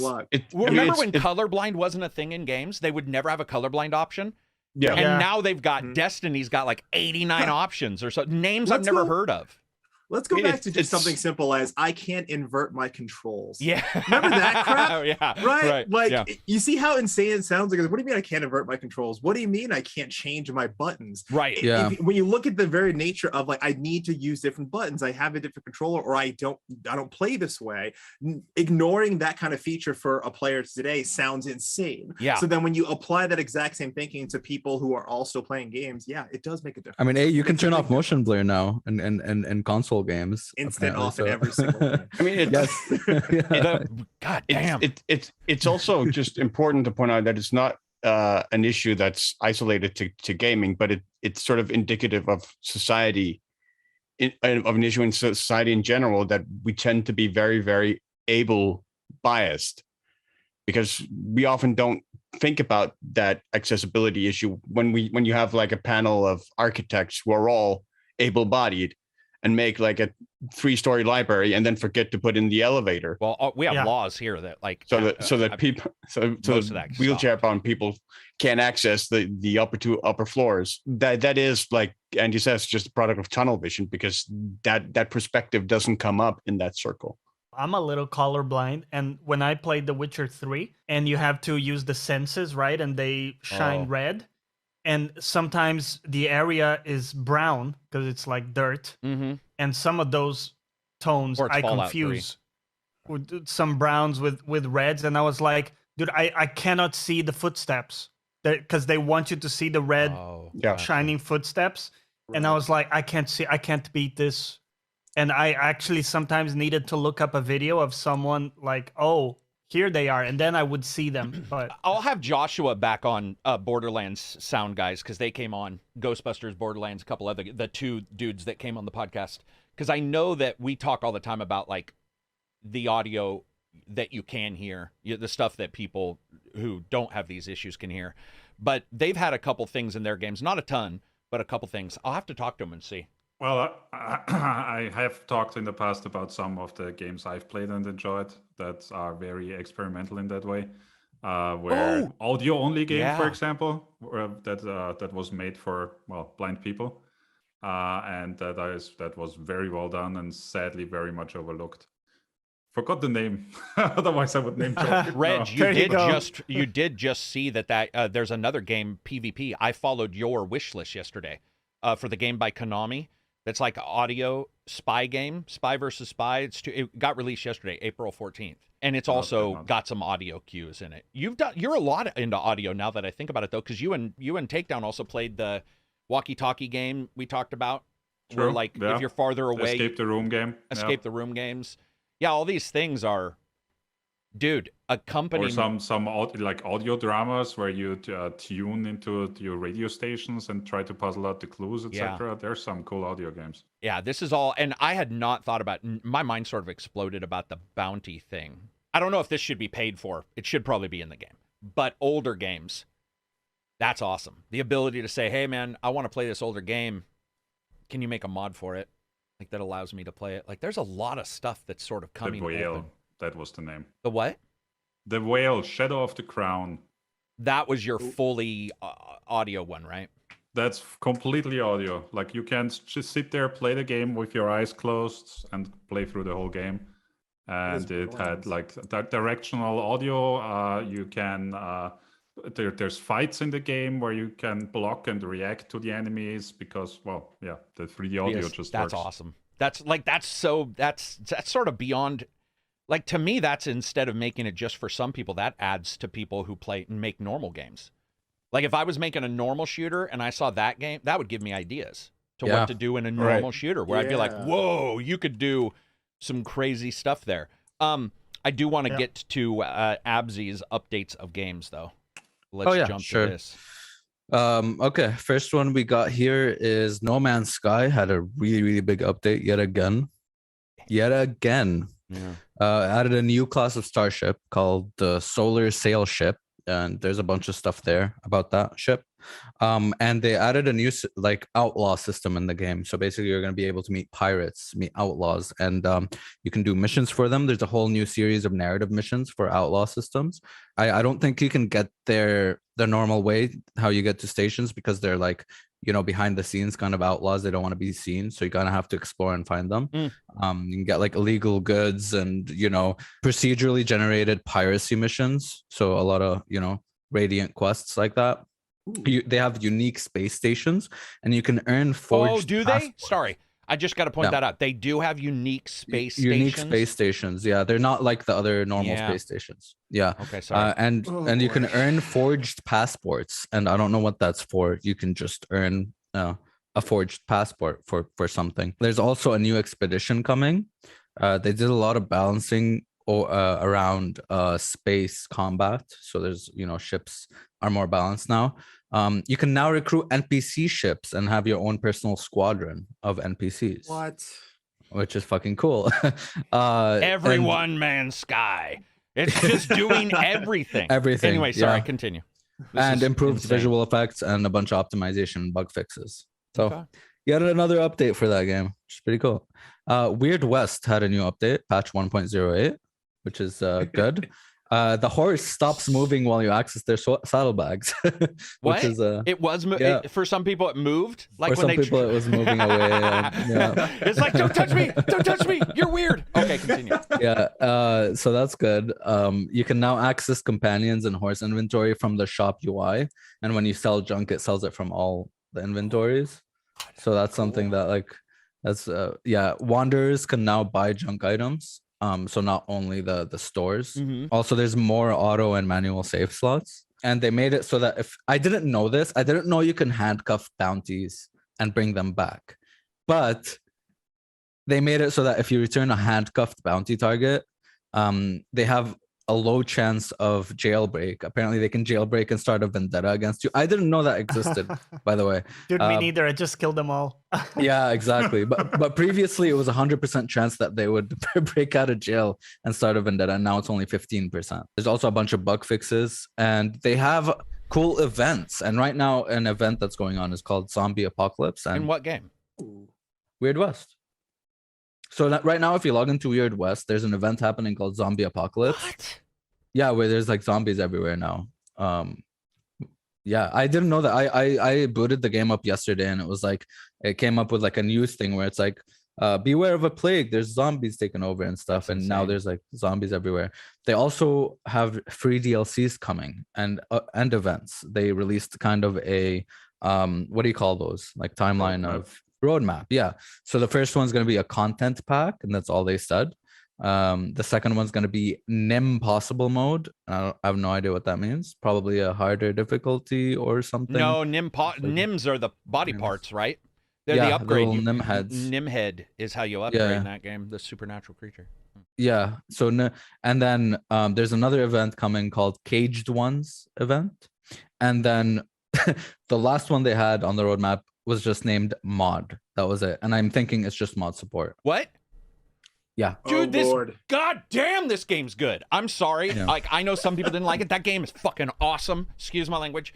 That game is so good. I didn't know about the vendetta thing at all. I didn't know that they could break out of jail at all. Me neither. I shot him. I mean, let's be honest. Same. It's a one-man horse. Yeah. You and I did 2 people on a horse in Exactly. Red Dead. I'm not one carrying time. your weight. It's never happening Oh, again. also they fixed the We don't thing talk about where it. they fixed the thing where when enemies see you, you know how sometimes like the bounty target pops up a dialogue and stops your game. Oh, They that fixed did that. happen to me. Yeah, that Yeah, did they happen. fixed They that. fixed that. Dude, Yeah.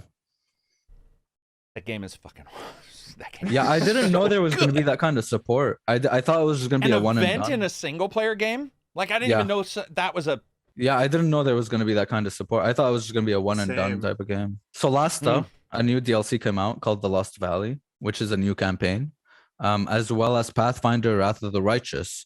A Yeah. new DLC called Through the Ashes is coming out soon. in 7,000 April hours of your life gone, right? 19th or something. Yeah, exactly. Yeah, you know CRPGs.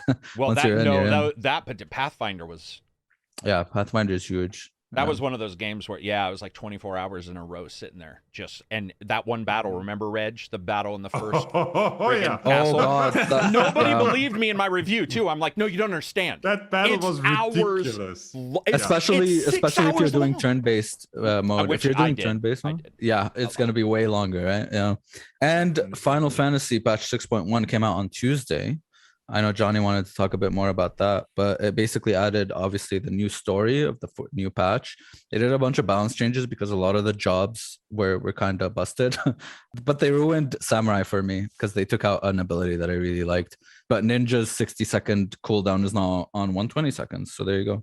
And yeah, that came out on Tuesday. They also revamped a bunch of the old dungeons from the main game, A Realm Reborn, and they added a new system, the trust system, which they have in the later expansions, where you can do dungeons with NPCs instead of other players. Now you can do that leveling up in the beginning of the game, because I know a lot of people just play that game for story and don't want to interact with other people. So it's cool that they added that, as well as some neat little changes. Also, PvP is revamped, and apparently it's way better than it was before. And Johnny, did you want to add anything to that? I know you. Honestly, that you covered it pretty well. Just to add some context, if people are like, new like they always, after a big expansion, right? They add new chapters that are like follow-ups to the end of the kind of campaign, to the end of the expansion. And this is what it is. This is the first like narrative expansion to Endwalker, just so people understand what this is. Yeah, but this one's a little different than the other. So the others continued the story, but this one is like, so a true Endwalker. expansion. No, so Endwalker is the end of the whole story of the whole like last 13 years. Okay. And so this patch is the start of a new adventure, basically. Oh, nice. So Okay. It's different in that sense. Yeah. Got it. See, I don't know because I haven't finished Endwalker, Yeah. so I don't know yet. But So I Don't guess worry, it's in the everybody name. dies at the end. Everybody Same dies. setup. Everybody. But one cool thing, because I've been playing the Nier crossover Raid, yeah, that's raids, one of my favorite raids. which it's such cool content. So for people who don't know, there's a series of raids in the game that are like crossover content with Nier Automata. So you have characters from the game showing up, the music and amazing reorchestrations of the OSTs in there, And mashups. So good. mashups, awesome MMO style fights, you know, they like with cool mechanics, and so they're truly like good. It's just really good content. It's not just a PR thing. Yeah. So I was playing through that, and they added a new mount that you can get, which is the little robot. If you guys played Nier pod. Automata, Yeah. the little bot that flies with you, he carries you, so you can like hold on to him, and that's a I was mount wondering, yeah. that you can get if you finish the series of raids, the Nier raids that I just described. And they added a new series of alliance. A new raids, alliance I think, raid. right? It's called I think Myths of the Realm. I tried the first one. It's pretty cool. But yeah, it's Nice. they added a new ally raid. I think only the first one. Usually there's 3 sections of it, so Yeah. the next ones will be added in later patches. And dude, just one last thing. What you mentioned about fixing some old dungeons, it's a Yeah. big deal because, you know, some of those old ones are annoying as hell. They're very archaic. Yeah. There is one that I've done a million times where you have to collect all the The photo green cells. shits. Oh my And I God, always yeah. miss one, Abssii. I've done it a million times. I always miss one. And they reworked it. So, you know, you don't Yeah. have to go through that in your dailies. And I think that's it for updates. So no That's one gives a everything. shit about that. Let's talk about Weird West one more time. Okay, let's talk about I'm Weird just West. joking. I'm just Talk about joking. Weird West. You know how some channels are MMO channel? Not. I don't know why I said you know. Obviously, you guys do know. There are channels that are. I feel like I could do a Weird West channel because, dude, I'm telling you, like I love Prey. I'm not a big fan of Dishonored. I felt that I liked them, but their choice was nowhere near what we're seeing now with Weird West. I just wish everybody who was wanting to make a game about choice was forced, militant, to play Weird West. Because Yeah, that game, when you go in as a second or third character and you get to then go back and talk to your character and engage with, like... That's the thing. You hit a good point there because Weird West, you truly get to choose how you want to play at every point in the game. The issue with Dishonored that I had, sorry, my phone. The issue with Dishonored that I had was that you were roped into either one way or another way It was to sort play. of like evil, you know? Sith, and Jedi. Yeah, and so all. if you wanted to do like a pacifist run, if you were spotted, all you had to do was reload. You can't like play it out naturally. Andy, Weird West, you played it? Oh, I'm staring at the queue right now. So I have not had the opportunity to start because that is one of my, once I finish my taxes today games. Yeah, But- me too. Did those today. Yeah, that was not fun. No. However, what's been happening with Weird West is I've heard you've been the champion. I want to be really clear. I've been dying to play, but I play games like Divinity Original Sin by Pathfinder, and I saw this and I'm like, this is a time stealer. This is a life sucker. Hold off, wait till you're done with the other BS, finish all your work, then jump in. Because I do not want this experience soured by I don't have time, because that sucks. The moment you have to stop a game like this, it ruins it. The And story you're- is truly unique. It is, and the truly cool thing is he's just getting the patches anyway, right? Let's be honest. Like it does need a couple. It did have some control issues, but my wife doesn't like video games, and so like I talk and she does that glazed over, you know, like what the fuck's this dude? And so I was legitimately the worst thing about reviewing games. I think you and I might have talked about Nier Automata looking beautiful in a tweet, actually, a DM. You and Andy and I think I posted a GIF about like in the caves. There was like light going on. Maybe you and I maybe mentioned Automata once or twice, but normally you don't get to talk to people about games when you're reviewing them. And I take that pretty serious. So like if another reviewer is like blah, blah, blah, and I'll be like, hey, you know, NDAs. So I can't talk to anybody about this game. But it's one of the few games where, I mean, I'm pretty sure I was up for 48 hours. I could not stop. It was giddy, unbelievable giddy excitement whenever anything I did 2 levels down the line would have a return.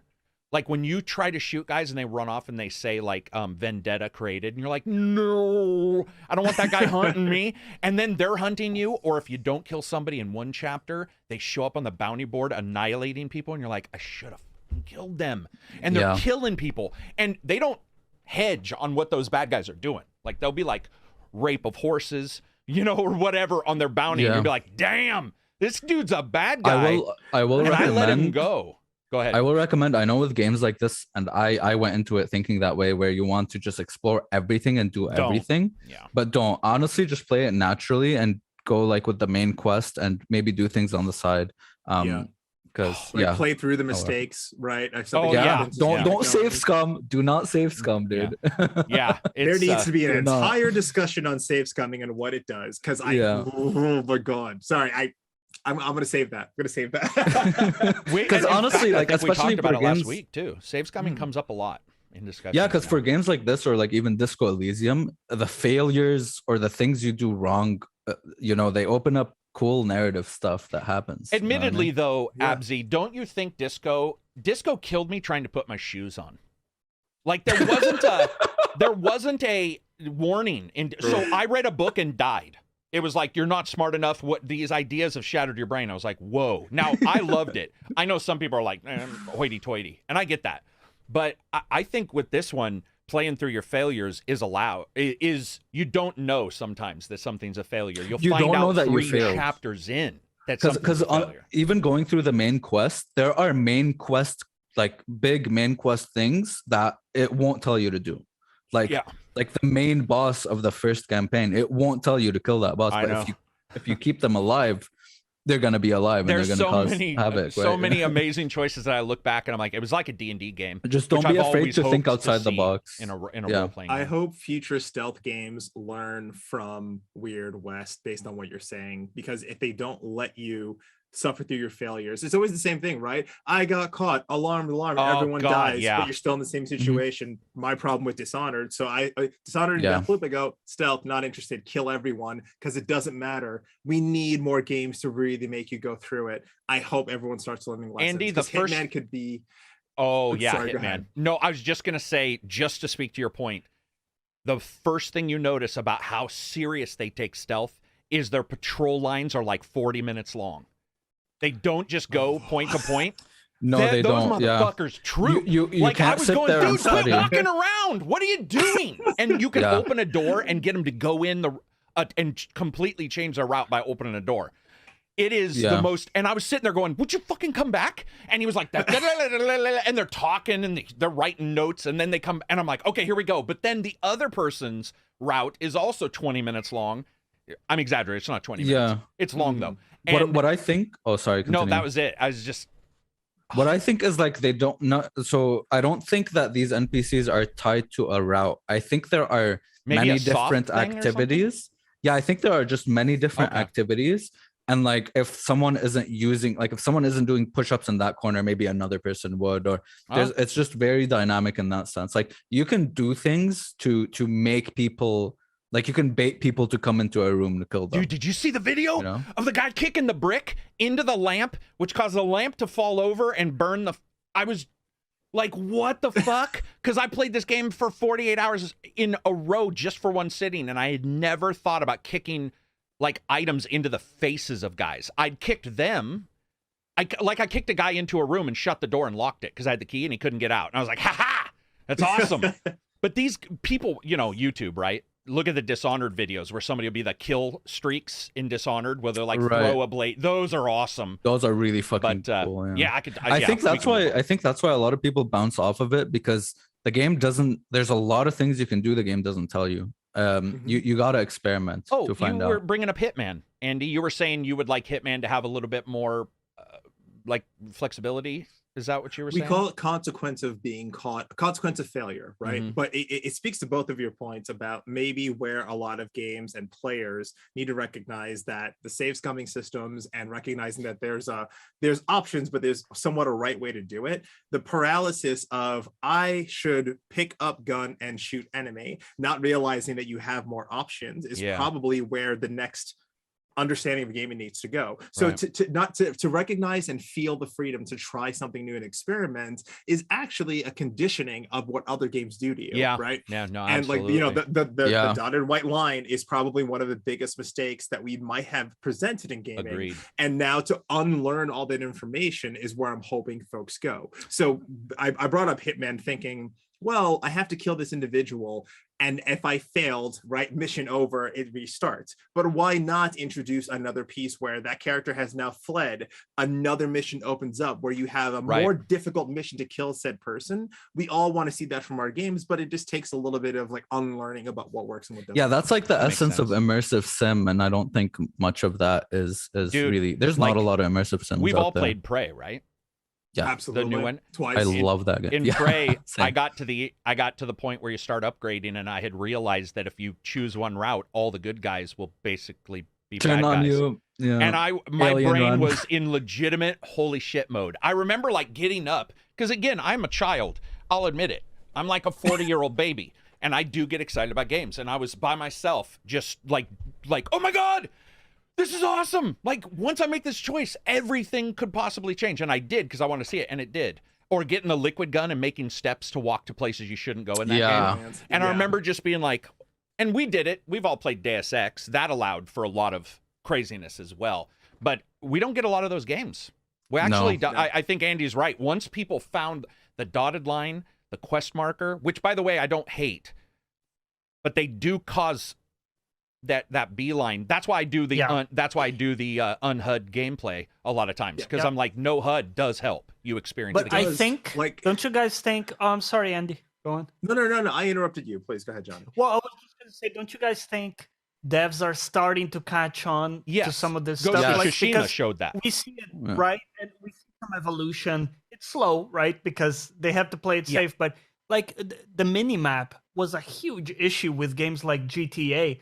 Dude, if you had a heat map, 60% of the time I'm looking at the mini map. In the GTA. God, Dude, tracking it was your awful. eyes. Yeah, that's true. I never thought about that. I wouldn't look at the world that they created because my attention is it on the mini map, and now you see games without a mini map, maybe just a compass or not even that. Yeah. So, but Driver San Francisco gave you a verbal GPS to say turn left at the next marker. Right. Go right. Thank you. It gave you And the that was line on the great. road. Like Yes. I think the developers who are starting to catch on are the developers who were playing these games in their young teen years, game development years, and go, I'm more going to play soured this by it. system. Yeah. Yes, like I think that's what happens. It's the same system back when we were playing those Quake and Unreal mods and going, I can do this better. I can change this. And Seeing it those completely people, right? changes games. Like playing Red Dead without a minimap is a completely different experience. Primal. Far Cry Primal without a Primal that is is a one of my completely favorite different- worlds of all time, because like you're starting to notice different things that you would never see if the marker was there. Yeah. Like the Forgotten City. I don't know was an how many. experience- Oh, sorry, Silver. I don't know how many of you guys played Arma 2, Armed Assault 2. Of course, me. Thousands of hours. Back in the day. But as bucky as that game was, that game actually did try and do a bunch of this stuff in terms of the choice and consequence stuff, where things that happened in missions during the campaign of that game could change not only the trajectory, but the amount of missions that you got further on in the campaign. So for instance, there was options sometimes for like bad guys you were supposed to capture a kill that they could escape. And then you had got an additional mission afterwards where you then had to corner them and get them after they managed to escape. Like there were missions like that. There are mission structures like that in Armed Assault, in Arma from Bohemia Interactive. They sort of went away from that a bit in Arma 3, I think largely because like there were so many scripting. There was so much scripting stuff related to like just the branching of this stuff that it broke frequently. It was a very buggy game, Arma 2. Less so with Arrowhead, which did sort of do some similar stuff with its campaign, but they sort of went away from it with Arma 3. But they certainly tried to do that in Arma 2. Can't wait for the new Arma. I think. Did you guys play Forgotten City? No, well, that's what Andy was mentioning. So, dude, it's such a fucking good game. You're left to your own devices. I feel like I was spoiled rotten because I essentially saw Forgotten City and go, here we go, walking simulator. I don't know what to expect, and completely ignored the fact that the golden rules was about to be explained. In your first dialogue, you walk out and say, hey, would you like me to learn? And you have the option to say, no, I'm fine on my own. And I just walked away. I had no prior knowledge of what this game was about, anything. It was so fresh. I was like, I don't know what the hell's going on in this game. And I discovered the golden rule by robbing somebody. Like, oh, no, what is going on? What did I miss? So the entire experience was like, I discovered all the layers of dialogue that's fed to you in the first few minutes naturally. So the entire method of how I progressed through the game was so different from everyone else's experience based on what I had seen that I just sat there going, I wish more games. Andy, is this the mod that was a mod and then became became a real game? Yes. Wait, have you not played? I honestly haven't, it's because so good, dude. When I heard it was a mod moved over, you know how that is. Sometimes you're like, that's cool, but I did see, and Steam is like overwhelmingly positive. Like, you know, it's like there isn't a negative fucking review. Great. The more we talk about it, the more we ruin it. I genuinely believe when you have the time. No, I'll do it this weekend. The more you have the time, 1 hour. It's the same sense. It's the same sense of you being left to your own devices and experimenting and just thinking outside the box and just, you know, you should just play it. And the Greek mythology symbolism is awesome. It's yeah. I'm just reading I some don't of want to these. say more. Reg, did you do this one? Only a couple hours. Did you like it? I mean, I know that doesn't mean much for you because you do play a lot of games. That's true. Did you like what you played? Because you and I have a tendency on these to like agree usually. I would have to try again. For me, it was too open-ended when I played it. Okay. Like I was looking for a more guided, directed experience. approach, or at least gotcha. And Silver, what about you? Did you play this? No. Okay, well, I guess we'll have something to talk about next week. Looking at this, like, dude, this got a lot of 10s. Now, admittedly, I fucking hate scores, but looking at what they're saying, like this guy says, I spent 2 hours in the game, could not understand the good reviews at all, but since a short game, I continued to play, and I'm super glad I did. The characters and problems start to grow on me, and I had to get the feeling almost every action I took meant a lot. See, that's the kind of stuff that's rare. So yeah, I own it. It's just one of those things where it's basically what you love out of like Bethesda games put into a game, like without the combat and stuff. Well, kind of without the combat and stuff. I'm okay with that. I did Ethan Carter. I'm okay with walking simulators. I don't need combat. It's stuff like this I really like. Yeah. Admittedly, the Roman thing, other than Rise, which were those Romans? I don't even know if Rise. Yeah, they were Romans. Son of Rome, right? Son of Rome. Yeah, of course. Duh. It's in the title, Jared. Wow.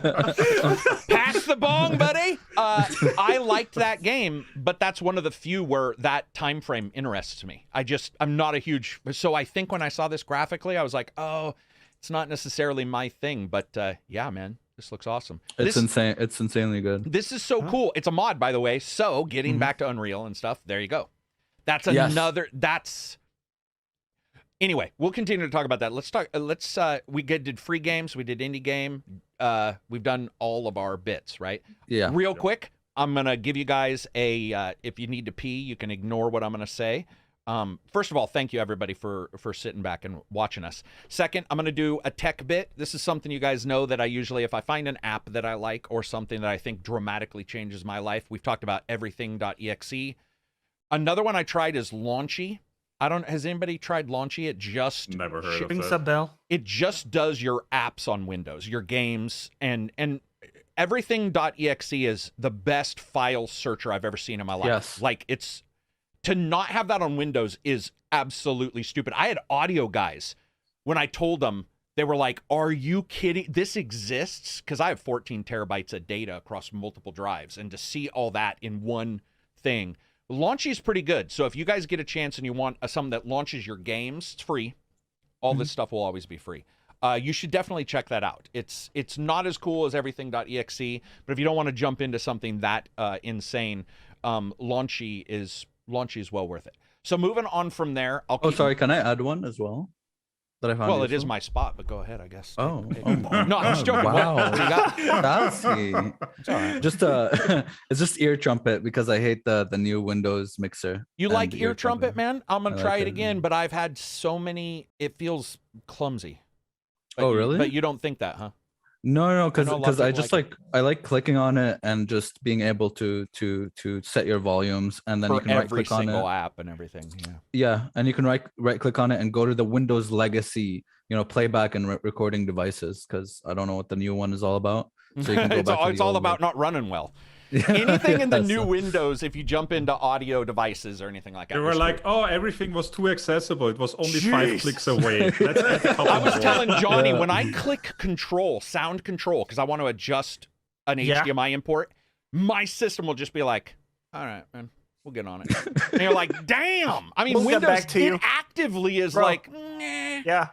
I don't know And what's going on. they go back to the old menu, don't I they? know. Like you go to the Yes. control panel Dude, and they give you it's- the Windows it's 98. so much Masquerade. It's Vampire the Masquerade, the OS, Oh, right? It's just all this fucking obfuscation over the top of what you could easily check. But anyway, I want to talk about CD Projekt Red. So you guys saw the news where they said they did like I think that might have been a stock discussion, maybe, if that's where some of Delay? this data came, where they talked about expansion in 2023 as well as the delay of the next gen versions Witcher. of Witcher 3, which admittedly yeah. I for some reason had thought was already out. Same. Okay. I didn't think it was coming out. Like I No, thought it it was was- delayed already. Oh, dude, it was meant to be out like way 2021, right? Yeah, Yeah. it was. Yeah, but I thought it was already. I don't know why they would announce another delay if it's already delayed not- and they didn't. set Okay, another- so here's why they added a bit of data. They said they switched the development Yeah, Russian, right? Yeah. to internal Mhm. for that. So it was so they're now outsourced to gonna a Russian. It was outsourced company. to a Russian company. exactly. And I So knew they, that they would want to happen. develop it internally, which means they need to take time to scope out the project and do all So this. so there's that, right? And then there's Cyberpunk. The expansion for Cyberpunk. Yeah, and then you So know they announced that expansion we're not for in next year, crisis yeah. mode or whatever. I don't want to yeah, diss they on them. put out some sales numbers, right? So 18 million sales. Yeah, but I mean, Facebook has 60,000 billion people signed up. Doesn't mean it's good.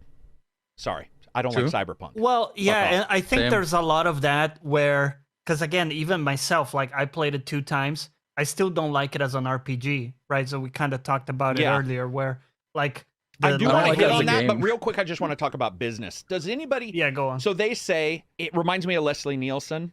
By the way, I made a thumbnail for this, and you guys know me. I'm not a big clickbait, An airplane. but or- where he's like, there is no. It's in Naked Gun where the buildings exploded, and he's like, there is nothing to Nothing see to here. see here. So I Right. took Nothing to see, yeah. Geralt's face and I put it on there, and I did this big thumbnail, and I was like, you know what? I'm not into this. Like, that's not me. So I switched it to what it is now. But it does feel like, I don't know if it's just bad luck, which does happen to companies where shit just hits at the wrong time.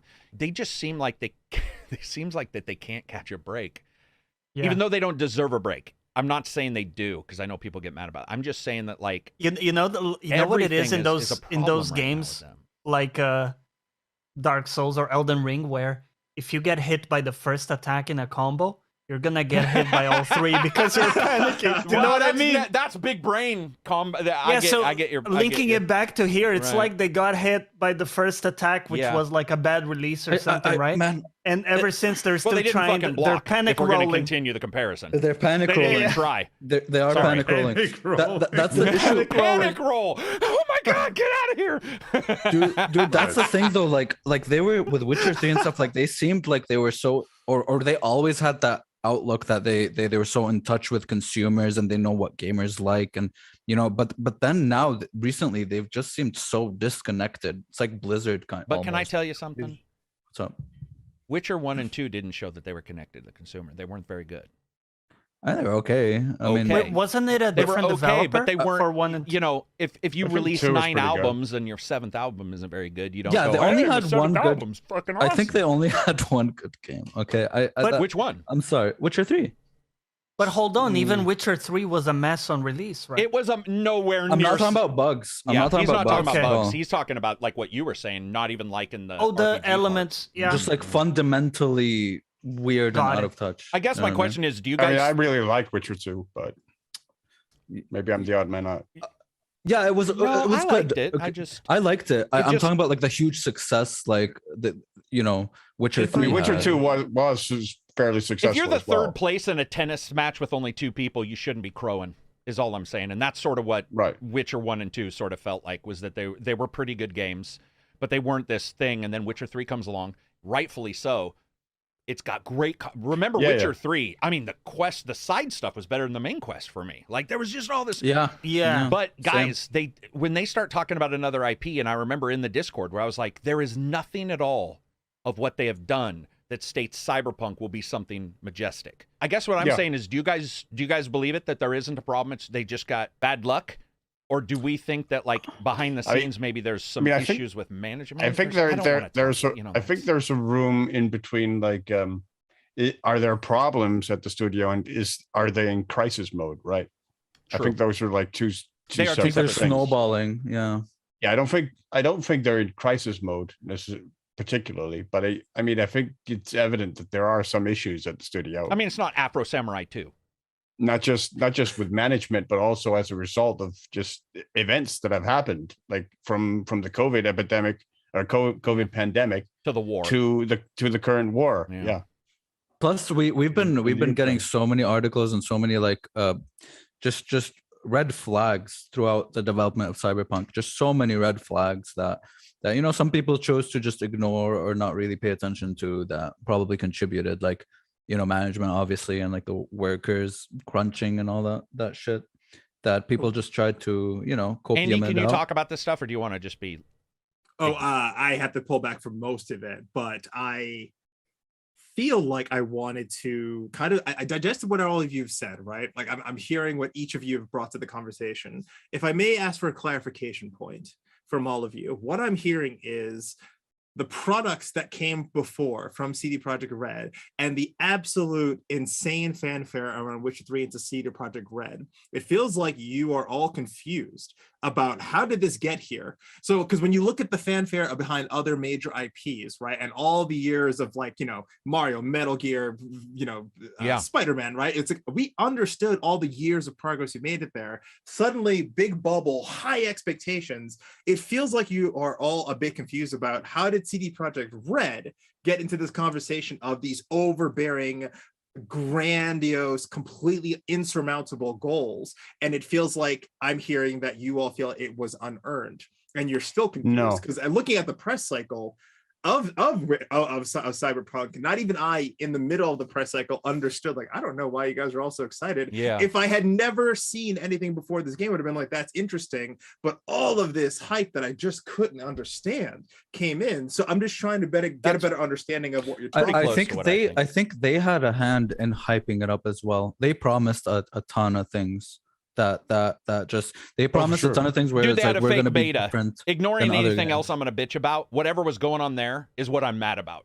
I don't get mad at games because, guys, war, real shit happens. Who gives a right? But that plus the pissed me off. reviews debacle, right? Like how not letting reviewers show their own gameplay. Watch Dogs did it, by the way, with the E3 thing. But I mean, that was sort of a hands off. This was like, here's a demo that's not even whatever. I don't know. Yeah, I think I don't really feel it was unearned as such. Maybe it's because I was sort of in the bubble of sort of CD Projekt Red fandom that sort of came out of Witcher 2. Mm-hmm. Because I really loved that game and its approach to storytelling with the branching campaigns in that game, from how it really diverged from going the Skytale route or going with I forget his name, Roach and Kedwin, like that path, like how much those two actually diverged from one another was something that was very, very rare in games. And the way they executed that, I felt was really, really solid. Also really enjoyed the politics of the game and stuff. So I was actually quite enamored with CD Projekt Red already prior to Witcher 3. So I'm coming to it probably from that perspective, where I was already sort of an ingrained fan. So if you were to look at your excitement from Witcher 2 and then thinking about, if this is what they could do in the world of The Witcher, what could they do several thousand years into the future of a cyberpunk dystopian world, your excitement was legitimately there. Is that correct? Yeah, I mean, my excitement for to be fair, my excitement for Cyberpunk was not to the level of a lot of other people. Like you also don't like that as much as Witcher's grounded. world anyway, right? Wouldn't that be fair? Cyberpunk versus fantasy? Wouldn't know? No. Oh, okay. I adore Cyberpunk. I mean, Blade Runner is one of my favorite movies of all Have to time. go potty? Continue. So, I gotta but look. I realized that, like you guys have touched on, it's a very different genre from fantasy, and it requires very different skill set. But there were elements of what they did in Witcher 2 and Witcher 3 in terms of like thematic approaches to storytelling and stuff like that I felt could transfer in a very compelling way to Cyberpunk, especially like how they approach certain themes, certain darker themes in Witcher 2 particularly. I mean, in some ways, Witcher 2 is sort of even a darker game than Witcher 3, I think. But that was sort of what I was hoping for Cyberpunk. And unfortunately, more so even than the technical aspects, what really sort of let me down with Cyberpunk, even though I still enjoyed the game, was its themes and its thematic approach to storytelling. I felt like the game really let me down on that front. It was weird. I think somewhere in the middle of development, something went wrong, because when you're playing through the game in the prologue or whatever, and you do the first quest with, the Maelstrom, and you have so many different choices that result in so many different outcomes. And I was like, oh my God, like this is going to be a foundation of the game. And then none of that was presented later. I mean, you didn't have any of these choices later. I think the evident explanation to that is that entire segment was part of what was a playable vertical slice for that's what they showed in the gameplay. So that's why there was that extra level of care and detail to that particular portion. Reg, did you play and beat that? I did not beat it. No, I abandoned the game. Was yours bug issues or? It ran terrible on my PC for one thing. It maxed out my 8-core CPU to 100% all the time. For whatever reason.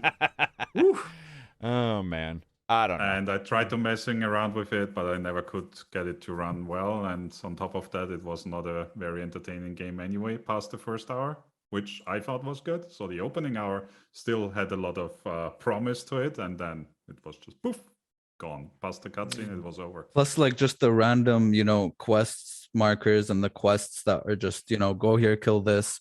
They like hyped up some quests, like whether you should kill or not kill someone, which didn't even have anything. The game abruptly ended after like the third main quest. It was like, yep, this is it. This is the last quest, point of no return. And I was like, okay. I didn't realize I was at the end of the game until the patch, the new big massive patch supposed to come out. I was like, okay, I'll come back and see what's there. And I didn't realize you're at the last mission. I'm like, no, it was really? such an abrupt end. I was very surprised. I'm an NPC killer. Like I'm if I don't trust an NPC, I actually shoot first, ask questions later. So maybe I had different experiences, but yeah, that's the thing. Like, you make a huge decision that they hyped up in a gameplay video. It's like you can choose to kill or not kill Sasquatch, and that I came to that quest, did that, and then after that, I was like, okay, now it's the end of the game. I can see that we all have different things. Reg had tech, obviously. Johnny liked it, but even has issues with the RPG. Where my issue actually isn't any. Well, first of all, the business stuff. I don't care. I'm just mad. I mean, Afro Samurai brought it up. It's one of the few games that's been removed from a store. Cyberpunk got removed from that same store. Your game is in the same discussion as Afro Samurai 2. You should never want that. Ever. That's two terrible situations to be in. That sucked. But you can't even sit down on most things in that game. It's the lack of interactivity of with your environment. Anything. That was a huge. The AI was shit. And I will rarely, I know what AI is. A word artificial's in there, so I can deal with it. Basic shooting AI wasn't in there. Basic. Same with traffic AI. Same with traffic, same with NPCs. So, I mean, I am a little confused where this is a company that's got a ton of money, where they're back-ended by whatever good old games as well in some way. I don't know how that goes. But they've got their stuff. They've got their money. Obviously, they keep saying, hey, Witcher 3 sold a shit ton. I guess my question is, every time they post Witcher 3 sold a shit ton, I look at it and say, well, you obviously don't know how to spend your fucking money because Cyberpunk sucked. Where'd that money go? If you sold all those, where was the person saying, every game developer needs a Steve.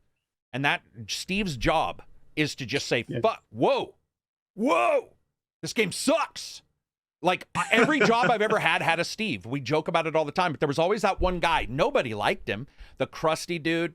He always, maybe a little gamey, maybe a little funky, but he would always be like, your database sucks, dude. And you'd be like, what? And then he'd bring up a couple things that actually made sense. It feels like that was unfettered Rockstar development.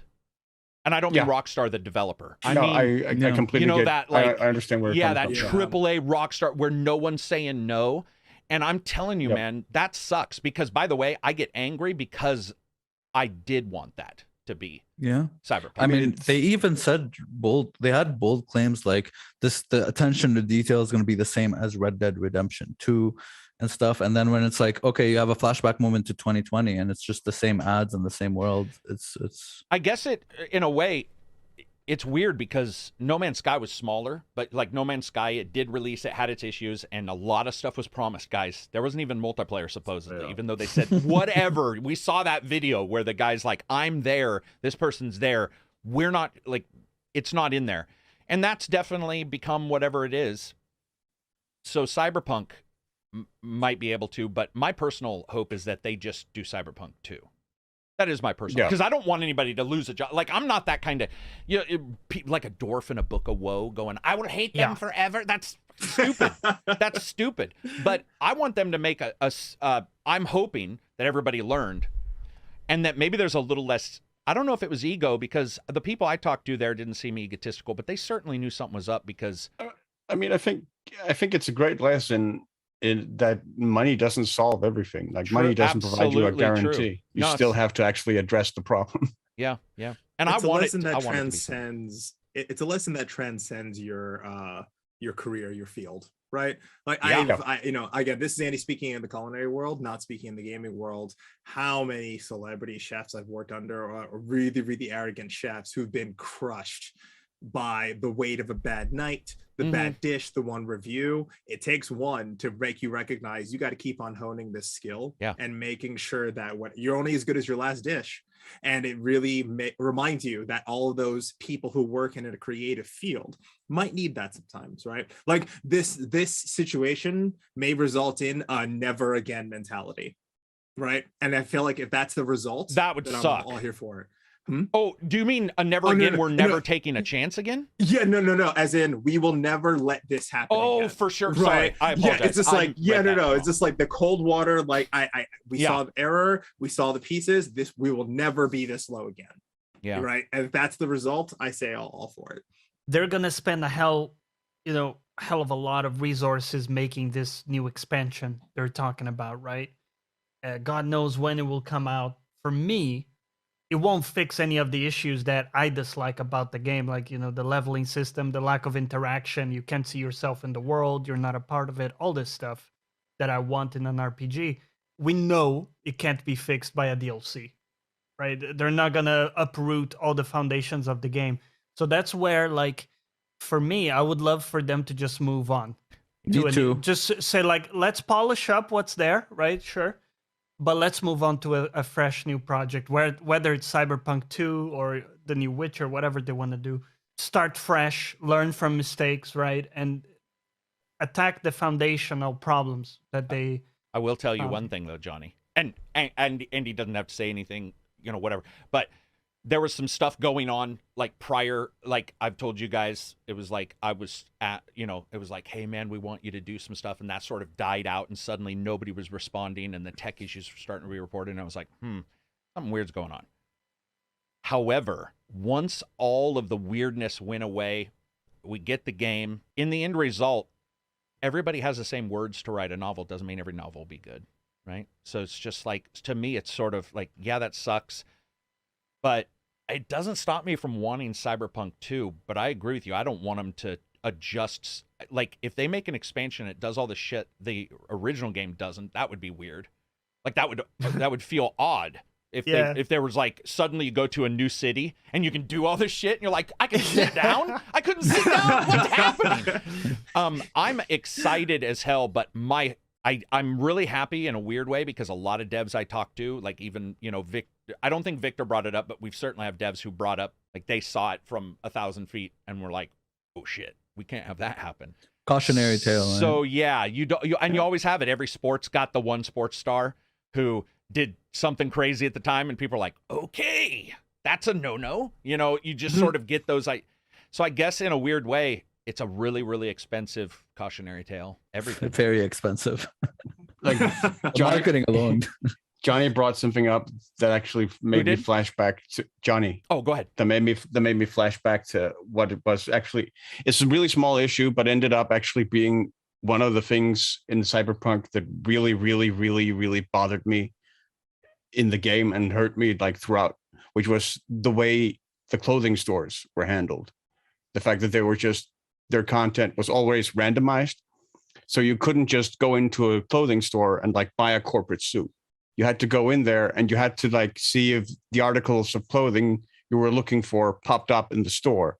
Like, oh, I'm looking for a corporate blazer or a corporate pair of slacks or like whatever. And then you had to like hope and pray that those items popped up in the store's inventory. And then if they didn't, you had to go to the next store, see if they popped up there. And then you had to go to the next store, see if they popped up there, and then the next store and see if they popped up there. And then you had to reset them and then go through the entire rigmarole again, just if you wanted to like dress your character up in like a suit or something. Dude, or you had to get really, really lucky PTSD. And get those drops. Oh, yeah. I don't know. I don't even know what you're talking about. I don't even remember stores. There's oh, thank God somebody else was like, I don't even remember what they're there, but they're shit. They hyped Honestly. that up. Like they even for clubs. Dress myself with looting bodies. That sounds I think that's how I did it. don't remember. Yeah, it's like, nothing better than putting on another pair of warm pants. Yeah, right. A little wet stain on the back. It made sense to me. It was warm. I don't remember what he's talking about, and I'm. Jeez, yeah. This is so That's interesting. No, I remember. I mean, that's one of the things, the core things they hyped up about the world building, where it's like even the clubs, right? Each different club had thematically different music. It's supposedly.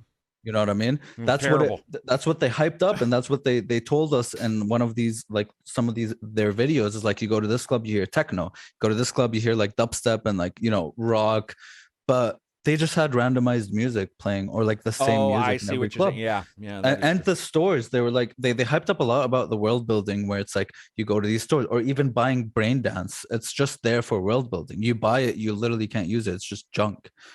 There's a lot of these things that are in the world that's just there literally just for world building and nothing else. Like you can't interact with how the world is supposed to be. Speaking of ego, absolutely going uncontrollable. We're at almost 2.5 hours. We're gonna let Andy go. We'll wrap this one up. Thank you everybody for, at least I believe you had a good time. That's my ego. I'm really, really comfortable with this group of folks. You're all genuinely wonderful people. And I'm a watcher of the show, so kind of being here is just like, oh yeah, I forgot what this felt like, talking to people who can speak to games a little bit more eloquently, and the ones who don't have to hide behind an NDA like I do. So it feels like it's nice to. I abuse the hell out of that. Well, sometimes I'm under one, but yeah. And I want to say, Andy, dude, like I stated on Twitter a while ago when people were asking like who's helped us the most, you're number one on there, and there's a reason why so many people on Twitter put your name on there, because dude, you helped me out multiple times. And the cool thing about you is, and behind the scenes, if I was you, I would have been like, I don't know who this fucker is, but I wish he quit asking me questions. But no matter what game you were working on or what we were doing or what was going on and stuff, dude, seriously, your help, you and Clara, who I talk about all the time, like you guys, Clara. And then for games, Vermintide and Victor, I don't think I could have wished for a better entry to reviewing games, because you could have a bad entry. Obviously, you could not mesh with everybody else's idea or whatever, and suddenly everybody hates you. But jumping in there with you and you just being as cool as you were and as understanding, and I got to tell you, man, people are lucky to have got to know you. And that's one of the things, that's why, like I said, man, if you guys go look, there was a Twitter a couple months ago where people are like, who helped you out or whatever, and Andy's name was brought up like 8,000 times. I got jealous. And dude, you're a phenomenal person, and you're definitely a boon to gaming, and your excitement for games and your excitement for pancakes notwithstanding, but your excitement for games and your coolness behind the scenes is why I know by the way. People I've worked with on podcasts, whatever, have always, your name is like in the top 3 ever mentioned whenever we're like, hey, I'm having an issue, blah, blah, blah. It's like, oh, you know, especially when you're working with some companies, it was like, you can, you know, contact Andy, he'll help you out. And I apologize if I gave you extra work, but you're one of the most phenomenal people I've met in an industry. And that's not bullshit. I'm not blowing it up your ass. It's quite literally something I wasn't expecting, because I just didn't know. You never know what people are going to be like. And you were helpful in every sense of the word. And I really appreciate it. And I definitely appreciate you coming on the podcast, even though you have, you know, NDAs and shit. I definitely, you know, it's been a hard week. So hearing that is just like, Oh, when I say it's been a hard week, like I don't speak publicly. I just I make my food, I play my games, I shut the hell up, you know, keep my nose clean. But that is genuinely humbling. I needed to hear it.